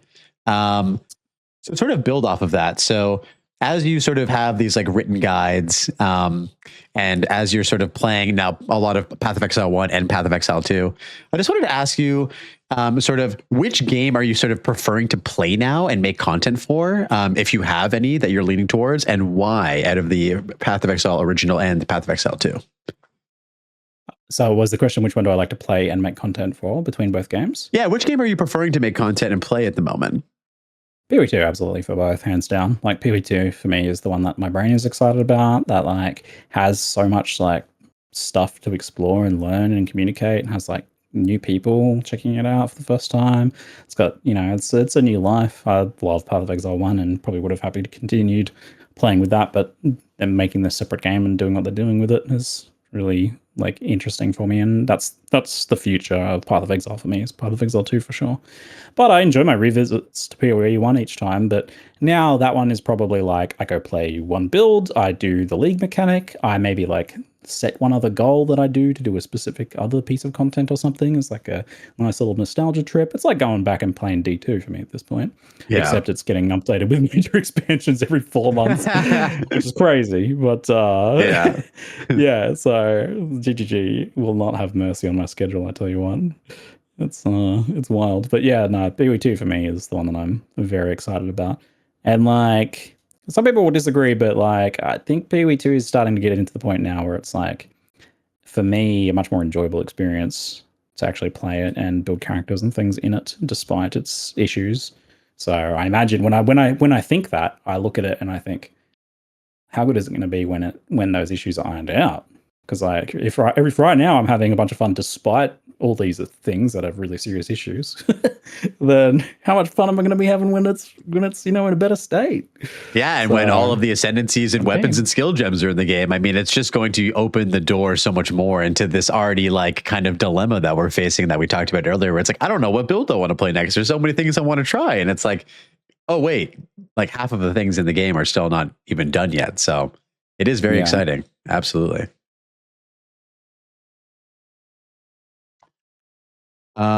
Okay, so PoE 2 being the game that you prefer now, being the game that you kind of prefer to make content for and make like play more, you talked about sort of your schedule. And so something that I wanted to bring up was sort of this 2 month like cadence. And I wanted to get your perspective on a sort of, I guess, a potential thought that a lot of players have, or something that I see kind of floating around on the internet. And it's sort of the, I guess, the issue or the concern that the cadence of content between PoE 1 and PoE 2 is actually affecting like both games in a negative manner. I wanted to ask you how you sort of feel about this 2 month cadence between patches for both games. And do you think if it's a little bit too ambitious for GGG to be developing good leagues for PoE 1 as well as complete content for PoE 2 as well? It's too much, 100%. Like it's clearly it's too much. It of course was going to be too much, and but they can't not, right? Like too many people want them to keep supporting PoE 1. Too many people on their team want to keep supporting PoE 1. It's too important for them to not do that. So they made the concession effectively by, like, if you just look at one game, just PoE 2, it went from, like aimed at 3-month cycle to a 4-month cycle, which is like an expense there.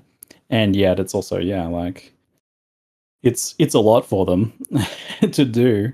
But I will say though that like a lot of what they've been doing to make this work for them is kind of only really fully taking effect probably by the next Path of Exile 1 League, or even maybe the one after that.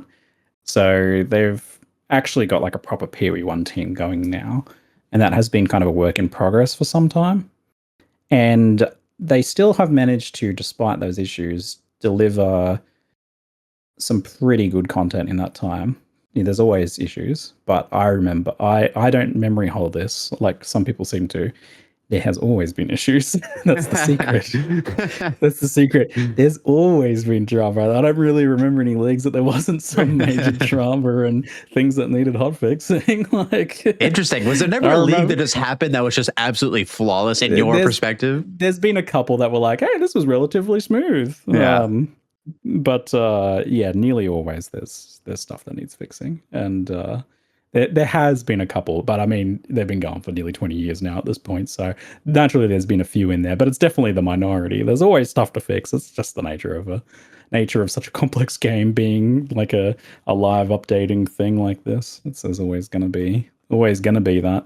Absolutely. It's nothing new there, and I wouldn't even say that it's like really worse now than it has been at previous points in the past. Like, I think there's definitely been worse, dodgier times during PoE 1's history, for example. But like I think the last Path of Exile 1 League didn't have like a lot of longevity from what I hear. I only played for like a small portion of time because then I was offline. I can't remember, I was injured maybe. But like I thought that was kind of a banger though. Like I thought that was really cool. Like it was at least very good content conceptually. So I'm talking about Path of Exile 1's recent league with the breach tree and stuff like that. Like, I thought there was some like really creative ideas there. And that was stuff that came directly out of like their new kind of Path of Exile 1 team starting to happen. It wasn't like fully taking hold yet, but that was kind of their beta test almost.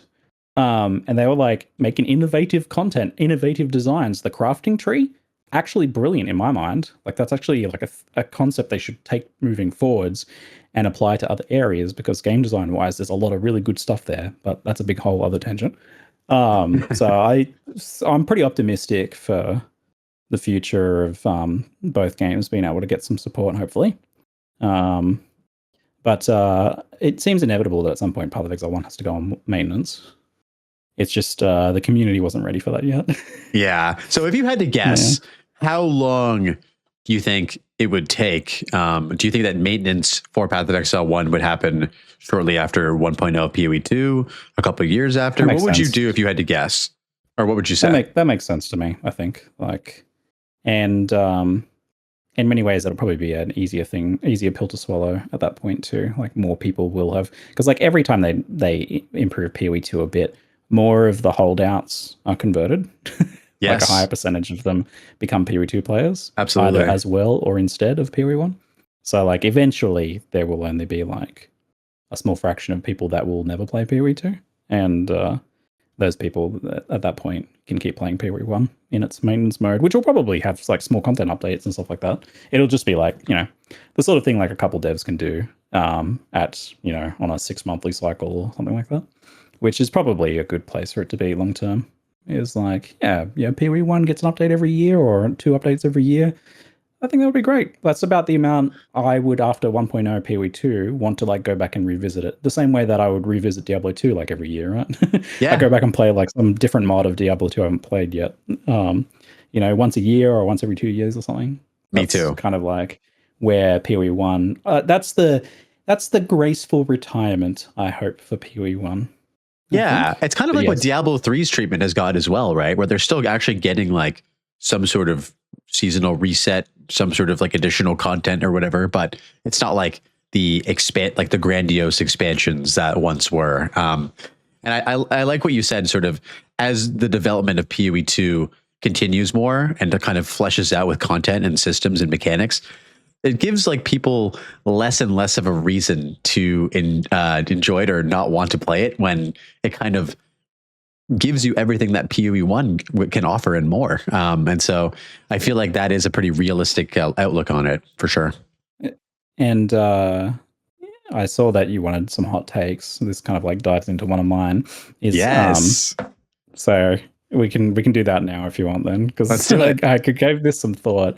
I was like, what is my hot take? And my hot take is that, and this feeds into what we were just talking about, is that part of the reason why I think it will be fine for PoE1 to go maintenance mode after a while is because PoE2 is likely going to end up being far closer to Path of Exile 1 in gameplay pacing, power, zoominess, gear progression, etc. than what people think. And even what they've kind of like taken away from what GGG have said. I don't really see like some big slowdown correction happening. That's just going to all of a sudden change it to what like 0.1 Act 1 was like. Like if we just look at the trend line from 0.1 to 0.4 for like our gearing, our power progression, and the speed and pace of gameplay, that like I think is a very strong indicator of where the game is going. There will be corrections along the way, but it's never going to be like some slow grindy, you know, what is it? What's the term that's used? Meaningful combat? Like methodical, yeah. Some methodical, like slow, methodical gameplay game. Yeah. That's not really what it's going to be. It's going to end up being a bit of a fusion between the two. And this is actually not a surprise to me at all. Like I 100% expected this because from speaking to GGG, and this has like been stuff they've said publicly as well. So it's not really stuff that's kind of, I think people have taken in that much. It's like they've been pretty clear that they're fine if it ends up being similar to Path of Exile 1 in the end. The point with PoE2 was to like reset the baseline and make the ceiling a bit more reasonable. And that is like, I think, a brilliant approach, because aiming for slow, methodical gameplay and then overshooting and ending up like PoE1 anyway, because that's like the correct thing to do for the majority of players, because that's more fun. Doing that is brilliant because you potentially get this great fusion of like fluidity and speed from PoE that we like the game has become known for over time. It wasn't originally that. I remember when PoE1 was complete opposite, but but that's what it's known for now, like a fast, fluid, exploding action RPG. But if you do it this way, what they're doing with PoE2, you can slow the game down and it'll still feel good. So you can do boss fights or specific pieces of content that are slowed down and the game will still feel good. Because if you take Path of Exile 1 right now and slow it down, it feels awful because speed is a band-aid. It's the salve to the clunkiness and many issues that Path of Exile 1 has. It does a really good job of covering up those issues, but slow Path of Exile 1 feels awful. And there's it's far more intolerable to have like no move speed in PoE1, for example, than it is PoE2 right now. Sprint alone made a big difference there, but oh yes, PoE2 you actually can slow down and it can still feel good. So I think that's a good place to aim. But I think ultimately the game's going to end up being similar, but PoE2 will be better for it going through this whole process. So I think that's kind of my hot take there, and also the reason why I think like at a certain point it's going to be people will be mostly fine with PoE1 going on live support, and that point might not even be that far away. Interesting. Okay. Yeah, I know. I can definitely see where you're coming from. It's interesting though, like the slow and, use the term methodical gameplay, I think is still very prevalent, especially in like the league start, like first playthrough of the campaign aspect, which I really do enjoy. I think it is one of my favorite like parts of playing the game is like when you have nothing and you actually have to sort of Yeah, well, I mean, engage in that. Like, that's yeah, it's nice. yeah, that's the thing. I mean, it's fun to play at that pace a lot of it as well. Yeah, Like early Act One fight in Count Hogum and stuff is still like one of my highlights all time. Like coolest boss fight, like absolutely. most engaging kind of things. Like it actually can feel good at that pace. And it contributes to like the overall like power scaling that you feel in terms of like the progression of your character. Exactly. Where, you know, and I think they've actually kind of done it quite well where, you know, the progression over time, you really do feel those increases in speed and all that kind of things. Whereas in PoE 1, from my like very limited experience, like you kind of have that baseline of like frost blink, leap slam at such a low level that like the progression or the speed or the whatever you would want to call it, I think gets to a certain like high point, and then you don't really get crazy amounts of increases until like later on and maybe at the end game and stuff like that. But with PoE 2, it's like much more of like a slow increase, but like consistent, I guess, which feels nice in my opinion. Don't get me wrong, there's some big pacing issues in PoE 2 right now. Like my biggest issue with the game, probably of anything at the moment, is like zone size, particularly in the campaign, and missing exits. Like the detection radius on the minimap is like a pinhole. Like it's so small that you can literally have the exit right touching the edge of your screen. Your character sees it. I'm imagining looking through my character's eyes. They're like, the door's there. But we walk straight past it. I never see it. I explore a massive zone, take 20 minutes to explore. And then I'm looking around, I'm scrolling the map around, looking for the exit, and I can't see it. And then it's like some little bit that kind of goes off to the edge there. Yeah. And it's just this subtle little change in the coloration of the line that indicates that you missed a section there. And it's like, I walk over there and I like get the thing on screen, and then all of a sudden, pop, it's on the minimap. Like, oh my god, you're kidding me. The two things feed into each other, like this current zone size and pacing issues with the fact that you miss stuff. It's like, I don't know, does this happen to some of you? It's like it's weird because PoE 1 they just you don't get that while leveling. PoE 1 they fix that. Like I noticed when I was playing through Keepers of the Flame, going into the Mudflats, it was like I'm not sure who the creator was. It might have been Rax who was saying that like they actually buffed like the distance that you could see like the next entranceway to a zone and stuff like that in Keepers of the Flame. And it honestly felt like incredibly good to just be like, oh, it's like up here. Like it's so easy to just like be on the map and see where it is. And so it's kind of weird that like they haven't implemented that in PoE 2 as well. I mean, there's this idea that like the light radius scales your minimap thing, which is very cute. And it's like, that's the solution, except you don't like get that. That's not a thing you have access to. It's not like there's some sort of lantern item you can equip to like increase your light radius. It just does not work currently. And then, yeah, there's definitely some issues with pacing that this is one of those things where like, I'm like, you guys are going to slowly learn the importance of this. But right now you're being stubborn on it, which is just, that's the grinding gear games I love. If they weren't stubborn about things, then we wouldn't actually have the game that we have now. Their stubbornness has been to the game's benefit in many times in the past. But there are times where we just have to kind of slowly grind them down, and zone size pacing is one of them. Like there's something to be said for pacing. You actually want to have the occasional massive zone, like some sort of like, this is a sunken Val city. It's massive. Like that's a cool thing to have, but that should be like a unique set piece, and there should be stuff in it. It shouldn't just be like some large empty maze-like zone where you can't see the exits. So yeah, there's some big pacing for them to look at there, and hopefully by the time they launch the rest of the campaign, that's kind of addressed in time for 1.0 to be like, because I potentially love the PoE 2 campaign, but that's the thing that grinds me down about it. Yeah, for sure. And it's my biggest issue with the game overall. In your perspective, where have they gotten it right in terms of like zone size, layout, design, and where have been the biggest frustration points for you campaign wise or everything like that? I think a good chunk of Act 1's pacing actually feels pretty good. It makes sense. It's some of the old like content that have refined the most and had the most like player testing and feedback and focus groups and stuff on. So that kind of makes sense. But like there is big zones there, but they work. So like a big example of a big zone that works is right after Clearfell, you go into the why am I forgetting the name of it? The Darkwood area. Yeah, the Grellwood. Yeah. Yeah, the Growwood. The Growwood is a pretty massive zone, but it has a very like logical layout to it, and um, there is stuff basically every 2 screens. Like there's something every 2 screens. So if you don't know, there's basically like um, it's a diamond with something in each corner of the diamond, and then there's other things behind those. So whether you're going around the outside or going through the middle, you're going to inevitably run into those, and the zone guides you through those.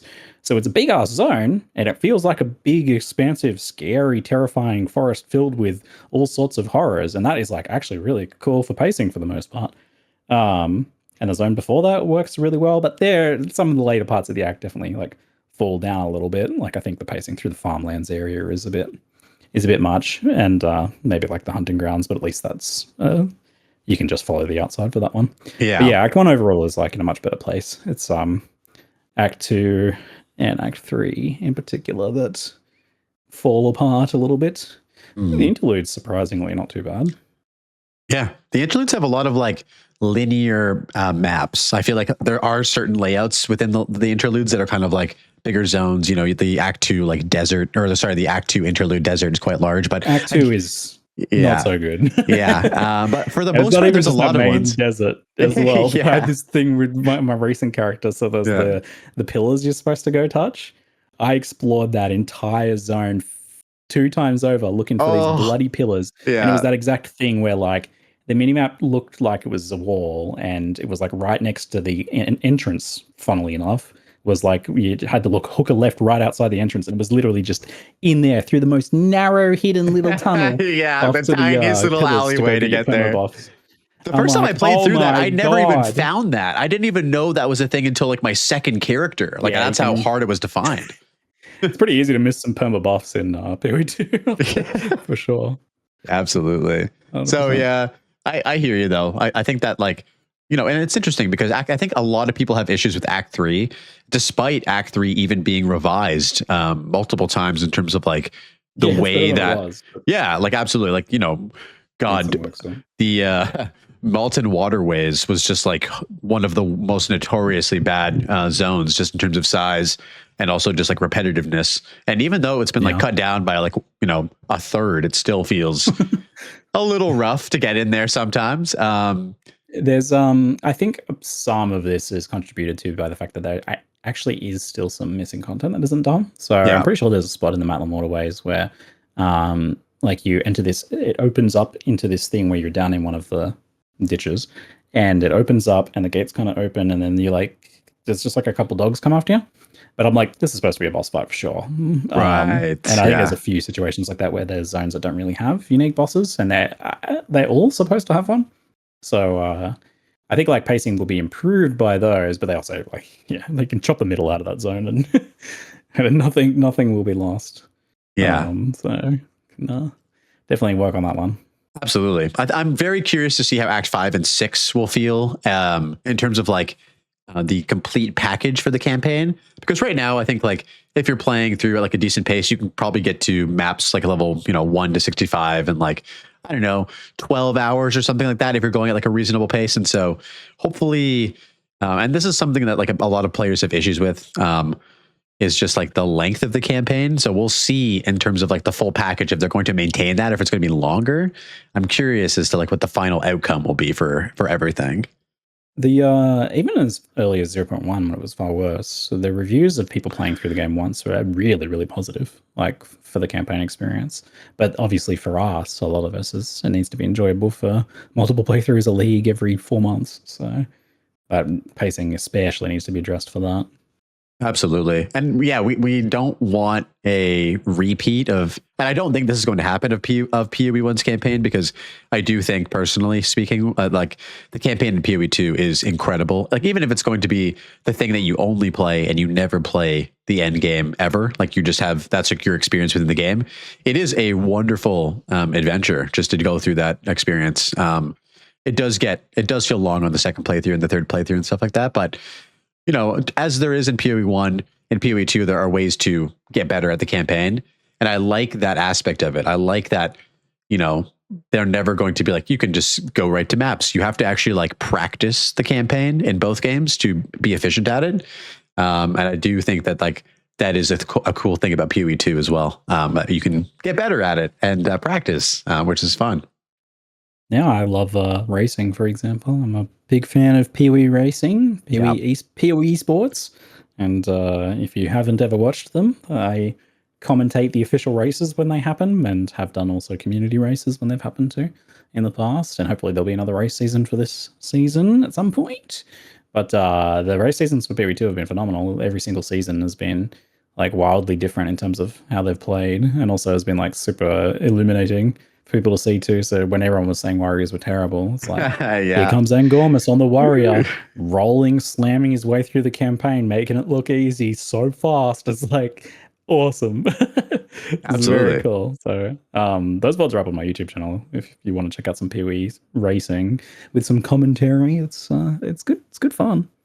For sure. Yeah, I actually participated in the races in 0.1 and just like learning a thing or two, watching, those Angormus VODs or watching the races live or participating in it drastically increased like the camp or drastically decreased my like campaign time. And so I can't recommend enough if you're not like at least watching or like trying this stuff, at least watch these VODs, guys, because it will shave off potentially like an hour or two of your campaign run.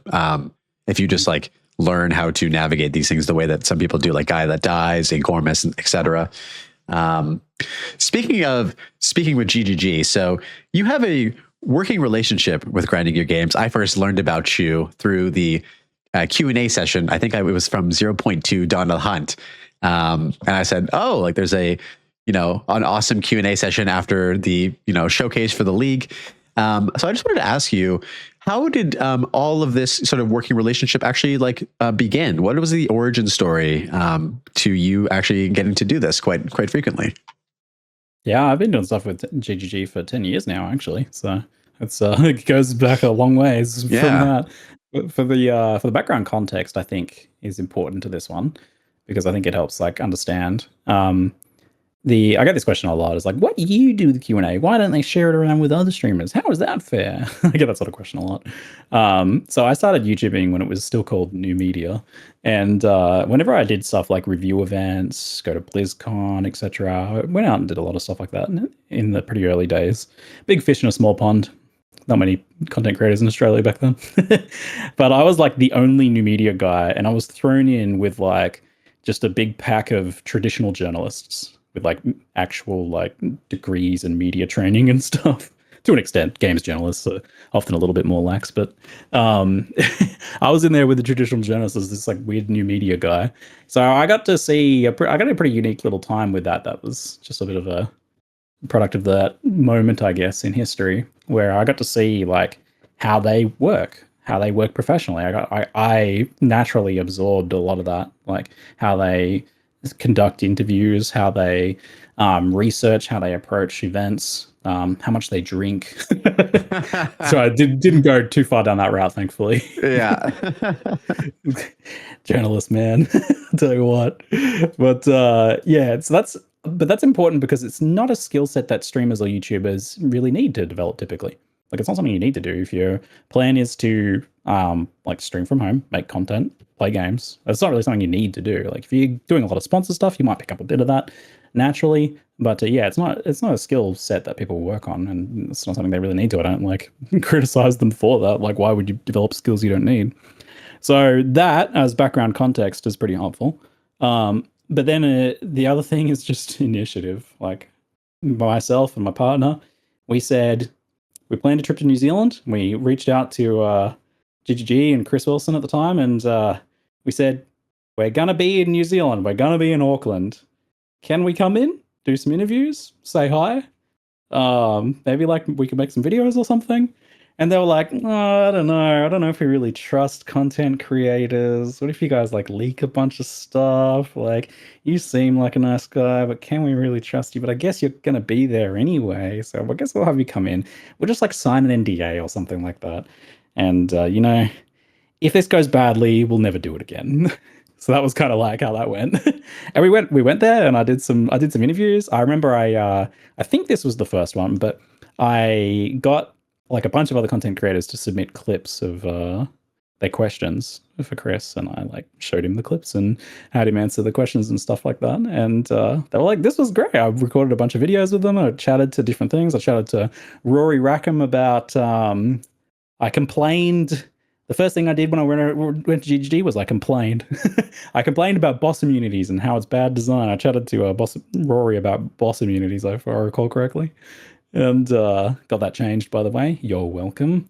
I remember at the Nice. time, the Hydra boss, which was one of the pinnacle bosses that led to the other pinnacle major boss at the time, was immune to poison damage. So there I was on my Viper Strike poison build, like flapping Hydra, doing no damage to them. Yeah, Phoenix was immune to fire. I'm like, how is this good gameplay? You can't do like one of the 4 bosses you have to do for the main content. It's like what? That doesn't work. It's like, we learn nothing from Diablo 2? Anyway, tangent. Yeah, so we took initiative. Like, initiative gets you very far in life. Putting yourself out there and doing things is how you get other people to. No one really wants to do anything, right? Just generally speaking. Do you guys want to do stuff? I just want to stay home, watch TV, play video games, right? I don't really want to do stuff. I don't want to organize stuff. So if someone else makes the effort to do that, if your friends, they make the effort to like set something up, it's much easier to do it. So we went around there and it went really well, and they liked it. And they were like, "Huh, this guy actually like knows how to conduct an interview." Like, it was a little bit cringe, but that's fine. A little bit of cringe is okay. Overall, it went pretty well. So I just built up some rapport and trust, and made some good content, and they saw that. And then a while later, they invited me back. I was like, "Hey, that was great. Let's do it again." And then we kept doing it. And then over the years, I've gotten to know them well. I know how they work. I have gotten better and better at doing interviews. Actually, like, I try to help them quite a bit as much as I can. Every time I go there, I help them like with feedback or come up with ideas or whatever other things. A lot of the time, it's just kind of like a fresh perspective, right? As well. That's really good with this stuff. The trips that I do there now is like really good for that. I get to go around and everyone's there has been immersed in stuff. You just don't see stuff when you're working on it sometimes. Like, I go there and I'll be like, that looks like it's going to be an issue. I'm like, oh, we didn't even really consider that. I don't want to like steal credit. Like, those guys do all the work. I do barely anything, but it is. I think it's like a helpful process for them too. So like, well, like ultimately, who else are they going to have around? There's other streamers who could do like a nice interview or a nice podcast with them, and they do them. Like Jonathan went on Tritalkative's podcast for this one. They usually go on a few people's podcasts and interviews and stuff, but when it comes to like doing the live stream on the day, you want the sure thing, right? You want the guy who's done it a bunch of times before, who is going to do a good job, who's pretty non-toxic, uninvolved in drama. I've never been interested in like Twitch drama or like Twitch culture even. I have zero involvement in Twitch culture or game drama or any of that sort of stuff. And I criticize, but I know how to frame it constructively. And not just screech and insult people, which is good. Yeah, it's just far better. I know how to angle a difficult question in a way that actually gets an answer, rather than just gets them to clam up and be defensive, which we saw some recently. It's just like that's a particularly important skill for this sort of thing. But they still do the other stuff. It's just like, I think I do a good job of it, eh? That's the main thing. Ultimately, it comes down to. I think you do a great job of it. As somebody who has seen you in basically every single Q&A session from PoE2 specifically, I think that you do have a really good job, a really good way of doing it, and to build off of that. As one person who really enjoys doing interviews and has been learning how to, slowly improve on the interview craft, which is something that, as you said, is something that isn't necessarily part of the content creator toolkit, but it kind of is now, because it seems like everybody has their own podcast, including myself at this point. So as one interviewer to another, how do you like prepare for these important conversations and chats with Jonathan and with Mark when you head over to GGG? I specifically noted something you said, actually. I was like, oh, okay, good job. You mentioned doing your research, and I was like, that's a big thing a lot of people just don't do. It always blows my mind. It's like, how can you go into having someone on your podcast or something and just like not have done any research or like any prep. So like putting in effort is a good first step. So you're doing a good job with that, Blaze. The fact that you Thank know you. things about me and have context and you're prepared, that is a big help. So that's a good starting point. And a lot of it follows that theme for me as well. Like I do a lot of prep work for the Q&As. So it's a live Q&A and we take questions live. But my job, the way that I see my job and define my job is to anticipate all the questions. I feel pretty good if I like basically know the questions before anyone asks them. And that's I'm getting pretty good at it. I tend to get most of them. It's not very often I get caught by surprise now. Usually it's just like one or two things get spammed in Twitch chat on the day. And I'm like, I make sure I kind of like, usually they're questions I even have, they're just later, but I didn't realize just how important they were going to be to answer right away. So I just kind of live draw those in a bit earlier. That's sort of what I've learned is like, be okay with like changing the structure of your interview or your podcast, like live, to give people what they need first to be able to enjoy the rest of it. So that's a big thing for the Q&A especially, is like people need to hear some words sometimes before they can even listen and enjoy and just take a breath and relax. It's like if they don't hear like that, some quality of life feature or something that's like really bugging them right now is answered first, then they can't listen to anything else until that's answered. That's what I've learned. But anyway, I watch and I summarize the previous Q&As that I've done each time. I do a bit of a refresher on the last league's timeline and major content that was made about it. So I go and see what videos people made and just kind of like refresh myself on, kind of how that played out. Then I reach out to specific people, my community, Reddit, Twitter, etc., just to gauge kind of like hot topic questions. Just that's more of a sanity check than anything. I get some good questions from that pretty much always, but it's often just kind of like making sure I'm not missing anything major, so I don't feel like an idiot on the day when I'm like, oh man, I didn't even think about this like whole crafting thing. I forgot about that. And then when I'm there, I get shown the reveal, like usually the day that I arrive, and I have like lots of organic chats with Jonathan and other devs. If you really want to do a proper interview seriously, if you can, you want to spend some time with people first. Like if I was going to, I don't know, meet some person at a major company to like interview them about an upcoming game, it's like, ideally I would go a day early and do something with them if possible, because nothing compares to building up a rapport and kind of having some conversations. That's the dirty secret of the live Q&As, is I've actually asked them most of the questions in the past in some capacity, maybe not directly, but we've talked about these things. So I already have a bit of an insight into it, because like, I asked them as I'm watching the reveals, or as like we're just chatting about things, and that's a huge deal for sure. So then I use like a combination of like the prep questions that I've done and like those topics and things, and I can contrast them with like my notes from chatting to them and watching the reveal, and just see if there's like any big gaps or anything like that. That's kind of my process there. And then you just try and guess as many of the questions as possible and try and adapt live on the thing. And then there's afterwards too. It's good to I watch my Q&As back often several times, often through React streams. I go back and find React streams, and it's very it's half for ego stroking, but that is a good, powerful human motivator. I think you got to be honest with yourself. Just embrace the ego stroking. It's like, I like when I watch people's React streams of my Q&A videos and say nice things about me. That feels good. But it's a powerful motivator to do what is otherwise a pretty boring thing. Watch a thing you already did. Because then you get lots of good feedback too. For sure. And you can also watch it through a critical lens as well. Like I'm sure you're also looking for like, where you can improve, and like if you made a, mistake somewhere, you can be like, I need to like, address that for next time as well, which is cool. Yeah, that's it. Yeah, I like to watch those ones. And then of course, like, this is a wider skill. You just learn what criticism is important and what isn't, and what to take from criticism that's poorly presented. That's my biggest.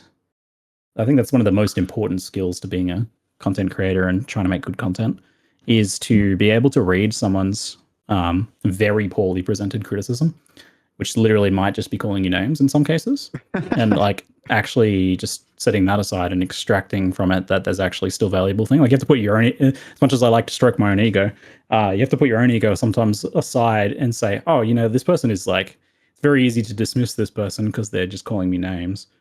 But if I actually set that aside, there's actually a good piece of feedback there that I can act on.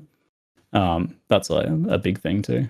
Otherwise, yeah, for interviews in particular, literally just practice. Like there's nothing like it's like public speaking. Like when I go and do things like host race commentaries or host things at ExileCon or do interviews in person, there's no substitute for actual just physically doing that, because like you can spend all day talking on stream and then go to talk in front of an audience of like 10 people and you will seize up. It's completely different.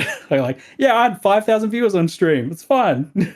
But I spoke to 10 people at PAX for some tiny panel. I was like, oh my God, I was so nervous. I can see their eyes on me. So you got to do that. Put yourself in uncomfortable situations. I try to go to PAX and do random panels and stuff like that. It's really helpful for this. Absolutely. Speaking of feedback, it's kind of something that I just picked up on where you were saying, you know, you have to sort of decipher through, for lack of a better word, the shit talking or the, you know, the shit comments to really like kind of pull out what the actual like maybe good message was, if there was any. And it kind of made me think about, you know, how GGG has to do that en masse with like the feedback that they get for PoE 2 and for PoE 1 as well. Like there is so much stuff out there. People saying they hate the game for X, Y, and Z.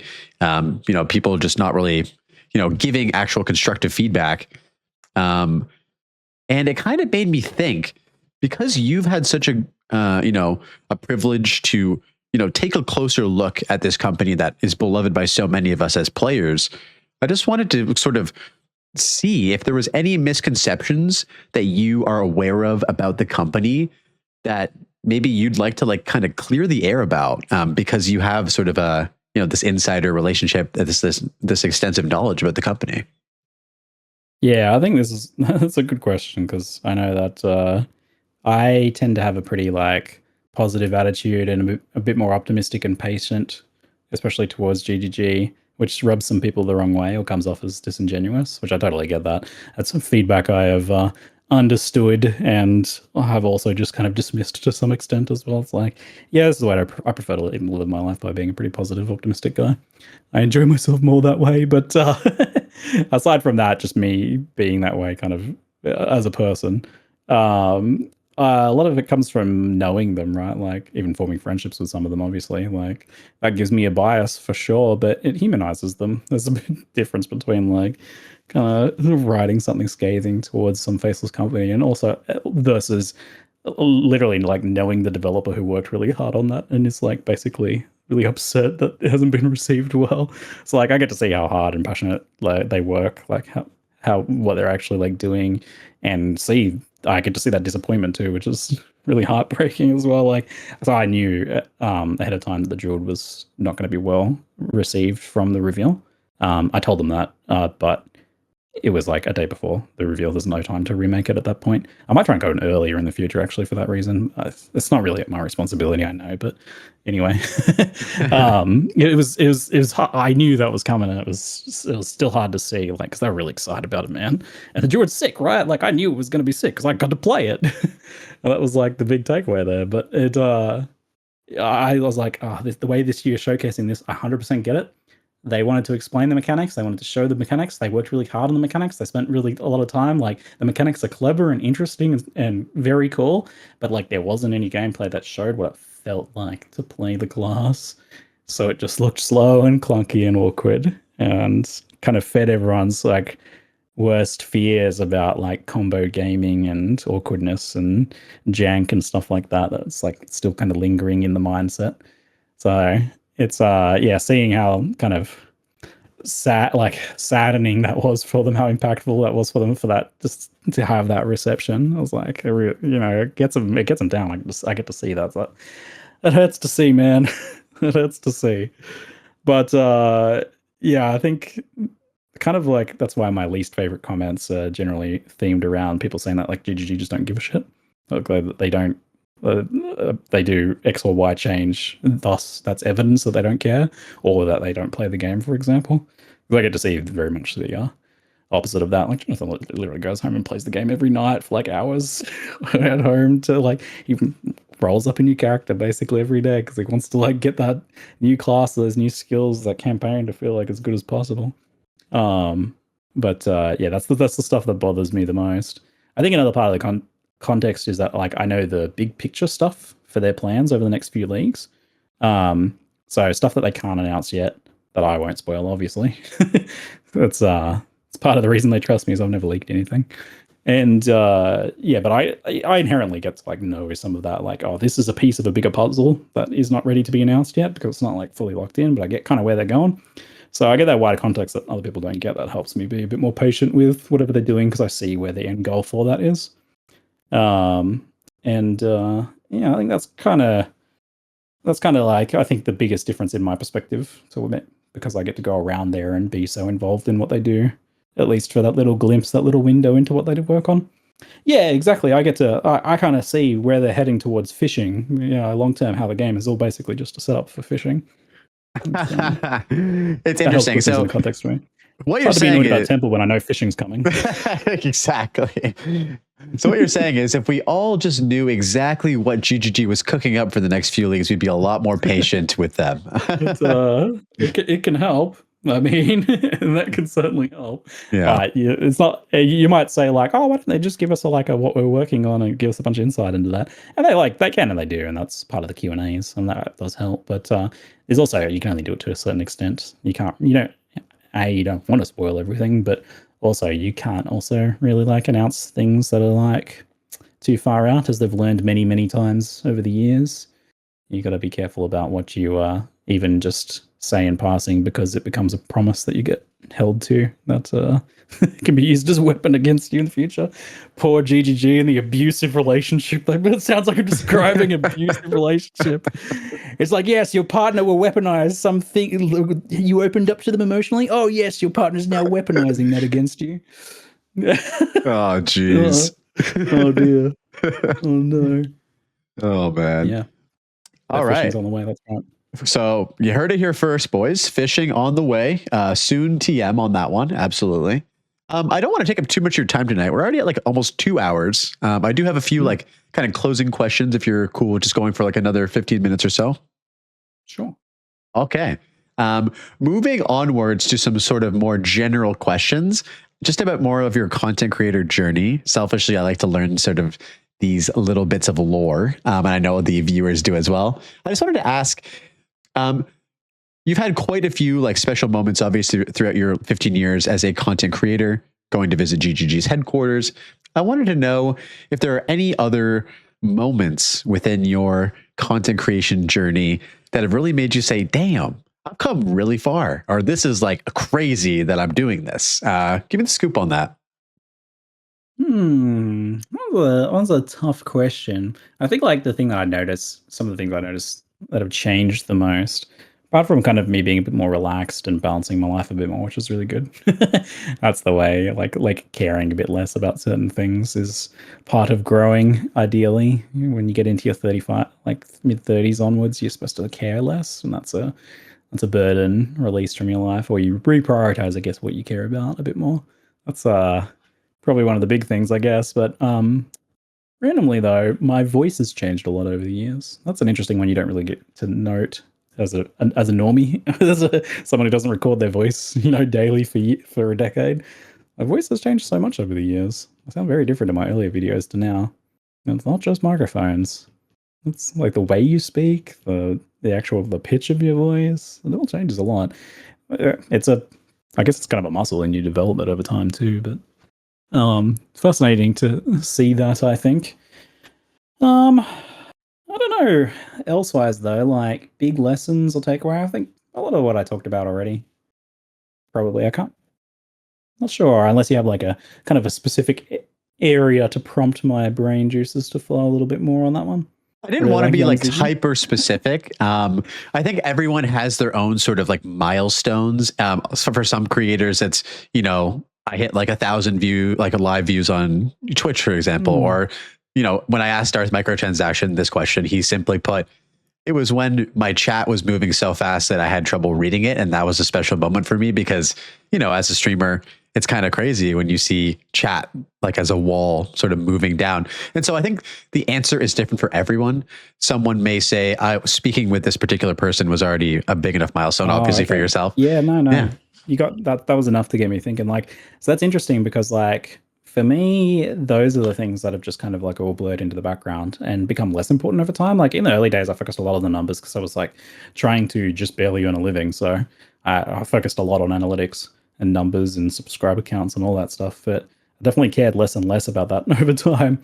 The things that to me have been the more real tangible things, and this is probably a good note for life as well, but like going to ExileCon, putting myself out there, like hosting the races at both ExileCons, those to me are like my professional and personal highlights, some of my professional personal highlights of my life. Being up on the stage, casting those races with Rise QT, being like having our amazing dynamic we have up there together, and being a part of that, like the history of like both PoE and racing, and just being kind of capturing that moment and meeting those people there. I met a Redditor at ExileCon in person who was always someone who just like constantly commented on my like posts or whatever. The most like scathing comments a lot of the time too, like really like talked about like poorly presented feedback. It's like they were like posting they were the biggest jerk, man. They're posting like the worst stuff constantly. I met this person in at ExileCon and they introduced themselves and they told me their name and I'm like, sounded kind of familiar, and I'm like, yeah, I'm that guy. I'm like, oh, and they were lovely. We sat down and had a chat for I don't know, good. It was like the final night. We're sitting around. It was like a party. Just had a chat for like an hour or something.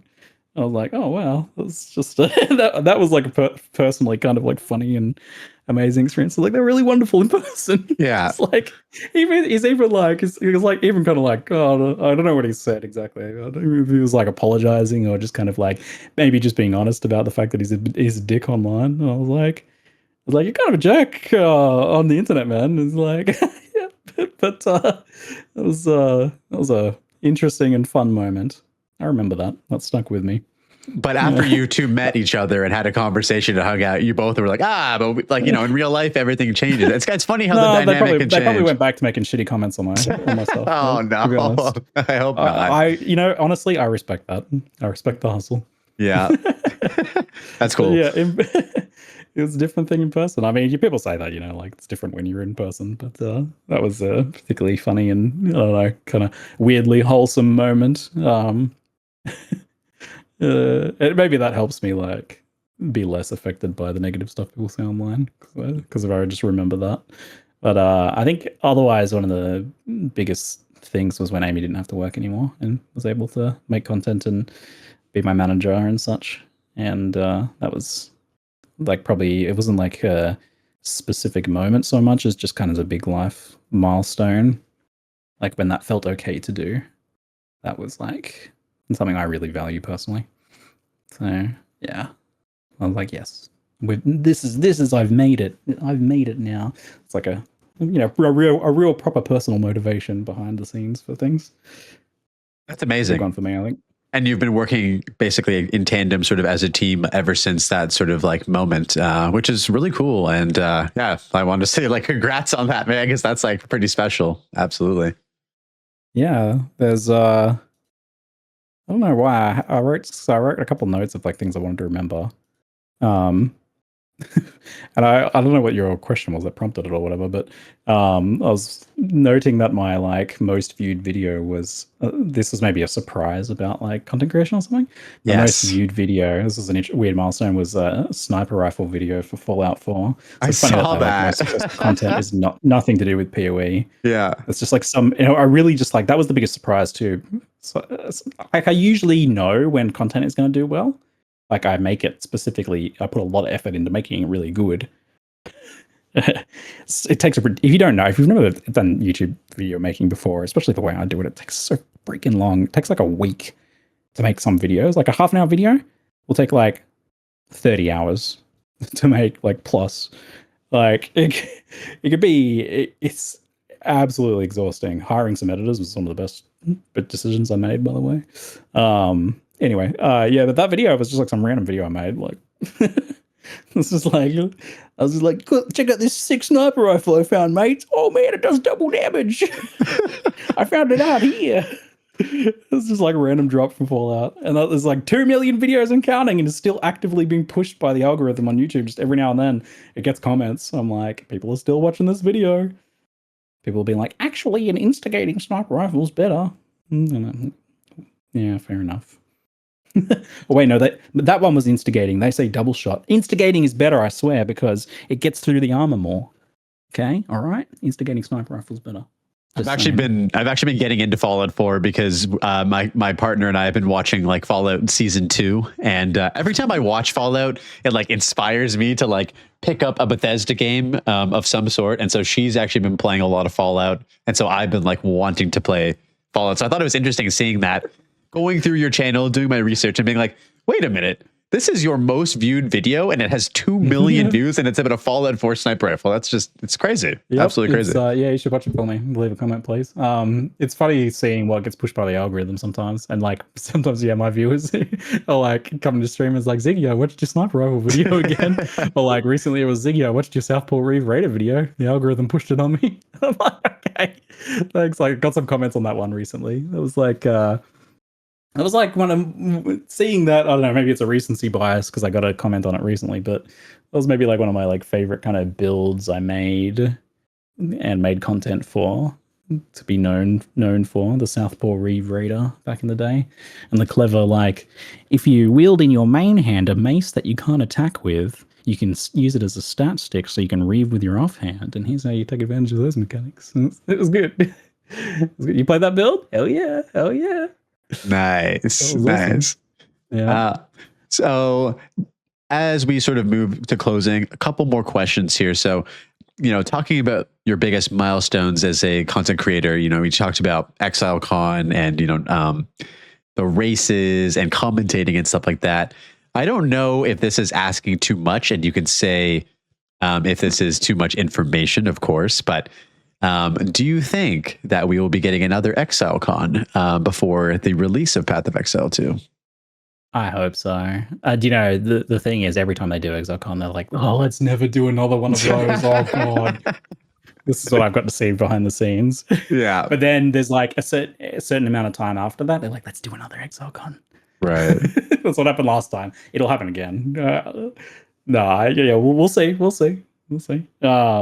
It would be cool, and the time to do one would make sense, would be something for launch, right? So absolutely. So when that'll be, who's to say? But yeah, I don't really know, like, if they could do another ExileCon after that, or if there would be like a big milestone point for that. I guess there's no reason they can't have like a Path of Exile 2 2.0 at some point to do a big ExileCon. Let's never not do another. I hope they do another ExileCon. I love ExileCon. I want to go and commentate Path of Exile. I want to go Path of Exile 2 races at ExileCon. Hell yes. Yes. We need that. And it's funny because as I was a young gamer, BlizzCon was always sort of like the thing that I always wanted to go to. Of course, being somebody who was super interested in all the Blizzard games, they kind of shaped my gaming history when I was a kid and whatnot. Never ended up making it to any like gaming event ever. Never made it to BlizzCon. I was always kind of too young to be able to afford to travel and go and check that out. And so now on my agenda, because I am just so thoroughly obsessed and passionate about Path of Exile, it would be like, that is like some bucket list stuff for me, would be to check out like the magic, the energy, the power of that experience. And so I really hope that they do that, and it would be the perfect time, right? Because you started after ExileCon too. Exactly. Yeah. I mean, this would be sort of like a bucket list thing. Absolutely. Yeah. Yeah. All right. It's so cool. Fingers crossed. Yeah. Fingers crossed. Yeah. So for some reason as well, like another thing I went and remembered and wrote about was my EK Mind Over Matter scion. I don't know why you made me look up that, but that's like in my mind now too as well. So like maybe it was something I was like, what do you like builds you're known for or something? I don't know. Anyway, you'll remember the EK Tanky Mind Over Matter Eldritch Battery Scion. Ho! Let me tell you a story to finish us off today. So in the olden days, people couldn't get to endgame in Path of Exile 1. Did you know that? They would get stuck in Cruel or Ruthless. They would be farming Fell Shrine in Act 2, or later, when there was more content, the docks in Act 3. And they would aspire to do amazing things because it was a pretty community-oriented game at the time. It was actually very common for people to host public parties to farm the, at the time, end of campaign boss Piety in Act 3 to try and gear up for starting endgame. People would do it for like a week. It'd be like a week before people started endgame. They'd be they'd spend a couple of days getting to Piety, and then they'd start farming Piety in groups. Some person would be the official door holder. They would hold the portal open, and then other people would come in through the waypoint, and they'd form their 6-man groups, and they'd rush into Piety and try and kill Piety. But like, many players just couldn't even get to that point. By the time they could ever get to endgame, if they ever did, they probably didn't in many cases. It's like that. Those people were in maps. They missed that whole thing. Well, one expansion, one update, I made a difference. I made the tanky Mind Over Matter Eldritch Battery Ethereal Knives Scion. This build was the tankiest build of all time. Oh yeah, I forgot Arctic Armor. There's another part of the title. Arctic Armor. EB Mind Over Matter EK Arctic Armor Eldritch Battery Scion. It was the tankiest build of all time. I remember in my video I was sitting there standing in front of one of the scariest mobs at the time. The tentacle miscreations that shoot machine gun fire bullets at you out of their bazongas. Those things will shred players in a moment. I was standing there taking no damage. Players could very slowly get to endgame. Very slowly they could get to endgame, but they could actually get there. They got there when Crip and all his buddies on Ventrilo or whatever it was at the time, TeamSpeak, Mumble, I think it was Mumble at the time, because I called Mumble Bros or whatever. All the Mumble Bros were in their parties, farming Piety, trying to get sick loot, and all of a sudden, out comes swarms of ZDPS, ZD builds, joining the public parties. I remember the quote. Everyone was saying it. It was like, oh, not another ZDPS Ziggy D build. Oh, because they would join the parties. They would never die, but they would sit there just going, ha, ha, ha, doing one DPS at the boss again and again. We used Ethereal Knives because it was a skill that did like a tiny amount of damage without needing any. You didn't get a single damage node in your entire passive tree.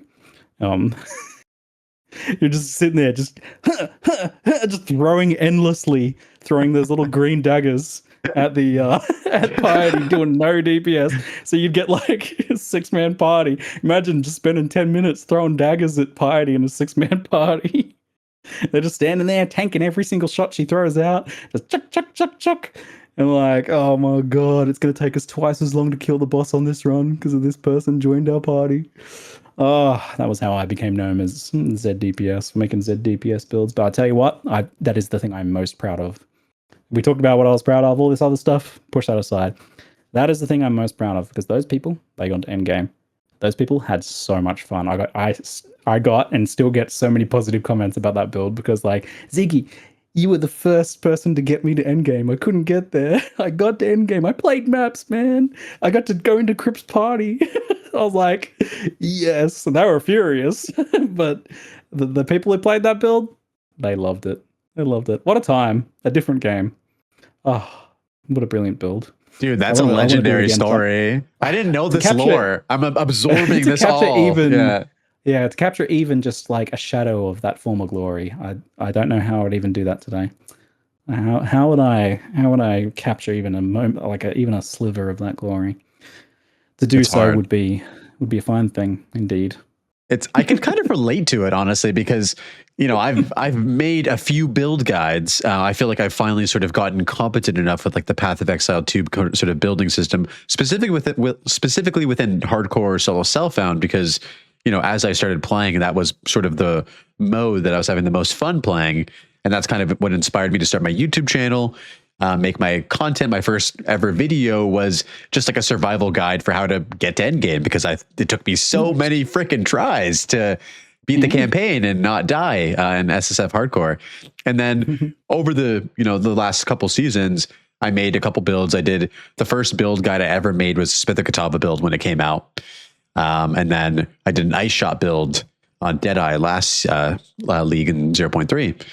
And then I slowly had people sort of trickling into the stream and into the comment section being like, Blaze, I'd never gotten to endgame in Path of Exile 2 Hardcore SSF, but then I used your build and now I'm like in T10 maps or I'm in like whatever. And it's like, yes, dude, like the build guides are helping. And so I can relate to the feeling of that where it's like, I'm helping. Yeah. It's very rewarding to have people be like, yo, I struggled in this game. And then you fucking used my build and it got you like progressing further than you ever have. So no, it's a pretty special feeling for sure. Yeah, that's cool. I need to do more of that. I like I think I'm doing that now. This is the only downside with the writing side of things. It's like they don't there's no like comments or anything. So I have I actually feel like I could say a pretty ridiculous claim that I have the most popular Path of Exile build of all time, a Path of Exile 2 build of all time. And no one would believe me because like no one's heard of any builds I've made.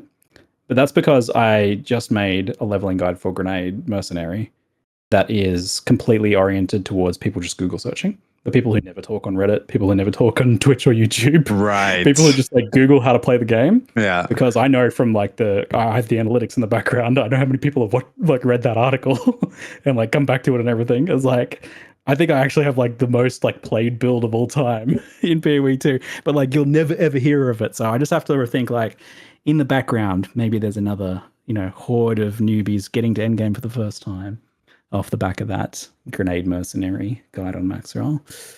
I might even be doing that, dude. DPS. When I hit level 100, guys, in hardcore SSF, I'm gonna be like, this is a Ziggy D build because it is grenades on a tactician, and I feel like as as we are in the current iteration of Path of Exile 2, there's actually not that many like combinations of like skills and support gems that we can actually utilize at this very moment. Like with grenades, like there's not that much of a variation that you can kind of do with grenades. So I feel like it's quickly becoming not the case, in my opinion. Like I feel like it's ballooning really rapidly, like exponentially becoming more complicated. It is league by league, absolutely, yes. Yeah, this to me, like when I watched Nugi start to play like Spear Bear, I was like, oh man, this is like, I didn't even like think about just how quickly this is like, every time they add one new thing, all of a sudden just, it's like every new thing they add is exponentially kind of like tapping into the previous stuff in a way that with, I think, weapon swapping, weapon set stuff in a way that hasn't before. People say there's like no combos or like things are too locked in. They just look at the one thing that the devs say to do. They need to look at all the other stuff.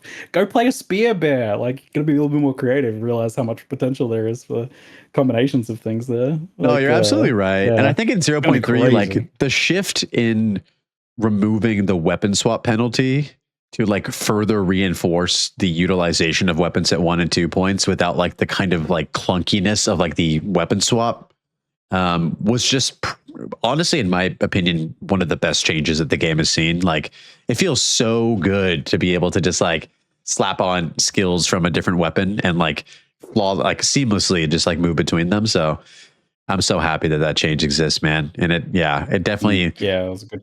It's so good. Really good weapon swapping. Yeah. Have there been any other sort of like a, one of the final questions? There might be one more question after this, but in the development of Path of Exile 2 since 0.1, what are some other like really notable improvements that they've made that have really like stood out to you as being like, yes, this is putting the game in the right direction? There's been some pretty big ones. I'll tell you what. The biggest things have been, funnily enough, like the quality of life stuff. 100% a lot of the time is the biggest stuff. So back in the day, see, I can tell you this story because you're newer to the game, but back in the day, we didn't have what is now known as deterministic lockstep mode. The way the network code worked was that you would, let's say you were running around a corner, they would be slightly out of synchronization with the server. So what you were showing on your client wasn't what was happening on the server. So on the server, you're like a few pixels to the left. On your client, you're a few pixels to the right. You go around that corner and you like cut the corner a little too close. This is something we actively learned not to do as players. It was like, when you go through a doorway, you go right through the middle as carefully as you can. Because if you cut the corner, you'd be like running along, everything's fine. All of a sudden, 10 seconds later, whoa, rewind time. You end up desyncing back into where you were standing before. Oh, you're in the middle of the pack and you're dead. Oops. It like rapidly updates what you were doing. Oh, okay. So there was actually a command we could type in chat. We could go /OOS, which was out of sync. And if we type that in chat, it would force the server and client to resynchronize. And we macroed this on hotkeys, and we just got in the habit of pushing it like you push a potion now, like you push a flask. Whenever you cut a Wow. corner, or you like suspected the game wasn't being quite what you thought it was being, like I feel like I something like things kind of being a little funky. You push that, which ended up being like every 5 seconds. So you're just like OS, OS, OS. So the deterministic lockstep, which forces the client and server to remain synchronized, was one of the biggest changes of all time. Because imagine playing PoE2 like that. Oh my god, it would be impossible. We kind of like Path of Exile 1 was really slow, so at the time, so we could make that work. Kill one skeleton in the pack and then OOS and then kill the next skeleton. But it'd be a different story today. So that was a big one. OS was our sixth flask, exactly, yes. Trade, the whole history of trade is fascinating. I could spend 2 hours talking about that. But we've had multiple points throughout the history of that has been really big for the game. But asynchronous trade and the currency exchange, those two combined, are probably the biggest thing since lockstep, biggest thing since sliced bread. Yeah, I was just thinking that. Yeah, it's just like it is such a relief. Like it has so many follow-on effects too. Even the way that it shapes the economy, like it hyper-inflates the economy in a way that is pretty positive for most average players by making items much more accessible, and like just worth nothing. Because most average players don't like sell items; they just pick up currency and buy stuff. And for those people, like that's so much easier to do things now. But for like buying things, like problems with the game just immediately vanished too. So like Path of Exile had a big problem where the physical management of all of the fragments required to like play endgame was just exhausting. The currency exchange just almost solved that like immediately. It's just like done. One league, that whole drama, the pain of that, of like getting maps and completing your atlas and getting fragments and everything, just gone. Ooh, a breath of fresh air. So good. So those are some pretty big ones for sure. I kind of wonder what some of the other defining moments in Path of Exile's development history are. When asked in the past about that, Chris Wilson would talk about how like Crip basically told them to do like a regular cycle. He was talking about his perspective as a streamer, like having a schedule, and people know when to tune in. He's like, you guys need to do that, and then they did that. So moving to 3-month cycles. So that's probably a pretty big thing for them too, like going to their somewhat regularly programmed launch cadence is obviously like without that the game would never have gotten to where it was, for sure. So that's a big one that they account for themselves, or they mention themselves. Oh, there's been many things. Absolutely. Things. In terms of PoE 2, another one that kind of stands out to me, also ironically from 0.3, was the sort of removal of the restriction on support gems. I think that like that removal of the, how they used to have like, your one skill had all of your, your good damage dealing support gems, your rapid attacks, your elemental armament, your heft, your stuff like that. And I think like being able to open that up to every single skill in the game was just such a nice complementary change alongside with like the weapon set swapping thing. It was just so good, man. I was not in favor of that change, actually. So Okay. I'll admit I was wrong on that one, because I thought that like I'm a big fan of like restriction breeds creativity, right? Right. So I was like, yeah, like limiting being able to only use your like the limited selection of damage supports on skills and having to think about where those are what will prevent you from just making every skill a DPS skill. That's what I feared would happen. Was like you would just put your best damage supports on every skill. And that like there's some builds where that happens a little bit. I think grenades can kind of be some of that, for example. Less so now because you don't use all the grenades, but earlier leagues when you were playing grenade, you'd use all the grenades. And if you could do that then you would just put the damage supports on every grenade. So they'd all be damage skills and you'd launch them all out. And it can maybe it maybe has some impacts, but I think on the whole, it has been a very good change. And I guess I didn't have enough faith in their skill design, but their skill design is done well enough. And the restrictions that people complain about are part of the reason why this works, I think, is the you cannots and stuff are what gets you to actually use skills as utility skills, which is to actually combo skills together and not just have all of the best damage skills. And I was always worried about lack of decision making, but I was wrong on that one. It was a good change. I know what you mean. Lineage gems helps. Yeah. I think adding lineage gem which have that restriction helps, I think, as well. That's a good point. Absolutely. No, the addition of lineage support gems is also wonderful. Yeah, there's been some pretty significant improvements and changes, and I'm just so optimistic for the future of this game, man. And I'm excited to be on this ride with all of you and with yourself, Ziggy. It's been an absolute pleasure talking to you this evening for almost 2.5 hours, dude. Time has flown by. Thanks, appreciate all of you guys for listening and watching today. Yeah, man, it's a good time. As something that I like to ask at the very end of all these podcasts to help inspire new content creators and new streamers and whatnot, especially from somebody who has had many years of experience. What are some pieces of advice that you would give somebody just starting out to help them improve on their content creation, YouTube or streaming journey? Oh, man. What are some pieces of advice I would give for that? I think it feels like summarizing some of what I talked about during this, which is I think the biggest thing is actually figuring out what you want from content creation properly. It's pretty easy to just be like, oh yeah, I want to make all the money or get all the views. But have a very critical think about what you do actually want. What is success for you? Because that will help guide a lot of your decision making moving forwards, and what not to do as well. If you decide that getting maximum possible views and money isn't your goal, which I don't think honestly should be most people's goal, then you can start to think about how you will be able to build your content creation process, your career, your channels in a way that you enjoy.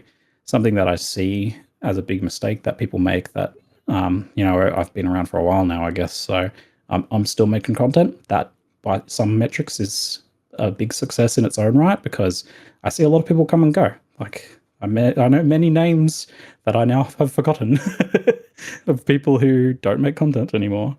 And a lot of the time, the people who burn out are because they build they build a shitty community. They build a community, or they build a type of content that is not in line with what they actually enjoy and want.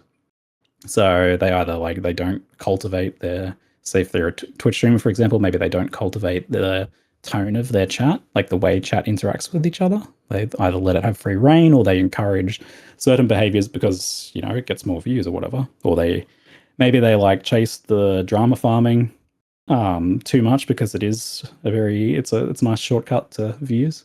But the end result of that is that they end up hating the audience, or they end up disliking, turning the stream on because they don't like the chat experience. So I think defining that as early as you can and thinking about that and reassessing, hey, what you're doing kind of building towards the lifestyle you actually want to have. Because I think content creation especially is has to be a bit of a lifestyle if you're doing it as a career. It's either a hobby, in which case you absolutely should be making it as fun as possible, or it's a lifestyle career for most people. So you want to make it something that you actually want to do for your life. And I managed to, I think, make it good enough that I was able to turn down job offers that were otherwise would have been pretty tempting. I was invited to work with GGG, for example. I was given the job offer from them at one point, but I was yeah, even for them, I was no, I like what I'm doing. But I can't really give you any advice to success. I started when it was when no one was doing it, so I got in early. Get in early. That's my advice. Go back in time. Go back in time. Go back in time and make Minecraft videos quick. Do it. And invest in Bitcoin too, and you'll be just fine. Yes.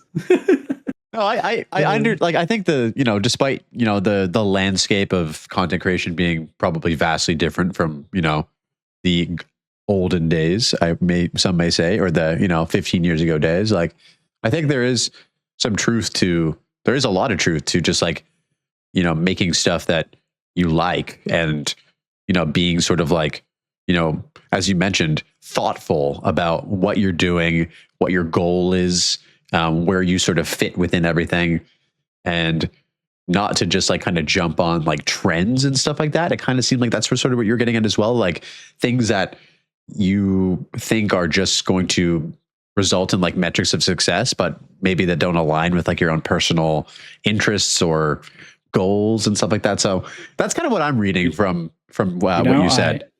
Funnily enough, yes, that's true. I actually had the opposite advice for playing Path of Exile. So for the longest time, I was a build hipster, and I would never play the popular build. One day, I finally said, all right, that's it. I'm going to play the popular build. I remember the moment. This was a milestone in my Path of Exile career. It was Breach League, and I played Flame Blast, Ignite, Proliferation. At the time, it was the height of the double dipping meta. So I played a build when it was at its prime. I did it. I did the thing I swore I would never do. I became what I hated most. a meta player, a meta build enjoyer. Yeah. And you know what? I had the most fun I've had in PoE. it was like, oh my God, this build's so fun. I'm having a great time. So that's my advice for like absolutely trend chase. Play the meta builds. Like that's life's too short to not like to be a build hipster. That's actually I have the complete opposite advice for PoE. So that's like you gotta you gotta do it. You just play it. Play the builds. Play the good builds.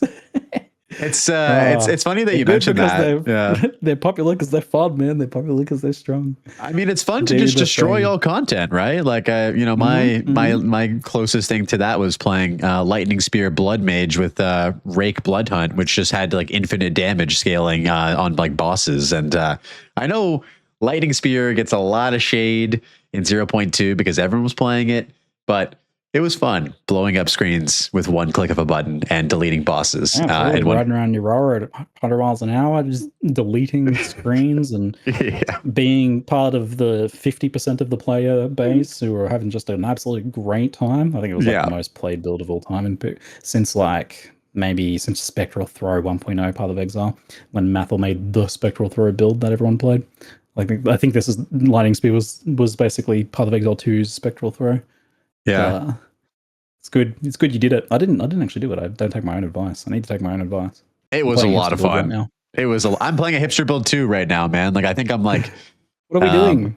I think we're wasting our lives away on hipster builds. No, it's all right. It's all right. I've really by playing a hipster build, Ziggy, I've discovered the power of the tactician, which I feel like is just a super underrated ascendancy overall. And it's been cool to sort of like experiment with that. And just play something that like no one really is playing right now. So it's been, I'm trying to enjoy both sides of the coin, play some meta stuff, play some off meta stuff, kind of see where everything fits in together. And that's kind of the way that I'm enjoying it. Balance is key for sure. Yeah. All right. All right, man. Well, I wanted to say thank you so much again for coming on today. It's been an absolute pleasure having you on. Thank you so much. You are awesome. For those of you who are sleeping under a rock right now, just shout yourself out. Where can we find you? And what are you going to be working on in the future? You can find me on the official pathofexile.com stream asking the question that you don't want me to ask right at that exact moment. There's another question, Ziggy. Ask the question that I want to ask. I don't care about all these other discussions, and I can't relax until you ask my question. I'll try. I'll ask your question first next time, I promise. That's where you can find me. But bro, who like say I don't get this. Like who like says they're like URLs and stuff these days? Just Google Ziggy D. You'll find me. I do content. Look, here's my motto is I don't need to tell you where to go to see my stuff, because if I'm making good enough stuff, you'll find it. There you go, boys. Well, somebody in the chat actually just I remember when you were talking about your Maxwell guides, someone didn't know that you were doing Maxwell guides. Yeah, the Maxwell stuff is like my kind of like It's like my moonlighting. You won't Yeah. know. Oh, how you're doing that? It's my secret work on the side. Yeah. Because it's a different audience a lot. Like there's some overlap, but yeah, it's also like, I'm just making content for people that are searching stuff on Google. Might not see that. Look, again, that's content that you'll find if you want it. Like, but yes, I do make. I've been making a lot of guides on Max Roll, and I will be making more. I'm trying to make like a giant crafting guide. I'm trying to make like a giant gearing and trading guide. I've made like campaign guides. Got multiple like leveling guides. Lots of kind of like foundational, kind of beginner oriented stuff. Hyper detailed, obsessively so. Longest articles on Max Roll. That's me. That's the good stuff right there. As always, endlessly scrolling. As always, I will have links to all of this below in the video description. Thank you so much for watching. If you watched on the live streams, I appreciate you. If you're watching on YouTube, I appreciate that as well. It's been an absolute pleasure having Ziggy D on for the first episode of 2026. And until next time, take care, have a great night, and stay safe. Peace out, y'all. Thanks very much. See you later, folks. All right, everybody, that wraps it up for this episode of the Passive Tree Podcast. If you enjoyed the video, I would appreciate a like and subscribe for more PoE2 content. I have a bunch more episodes of the podcast lined up with some really great guests, so keep your eyes peeled for that. If you're interested in supporting the podcast and the channel, consider supporting through Patreon. There's a link in the video description. A special shout out to Kevin F. for supporting this channel. I appreciate you. Thank you. And until next time, happy blasting, and I'll see you in the next one. Peace.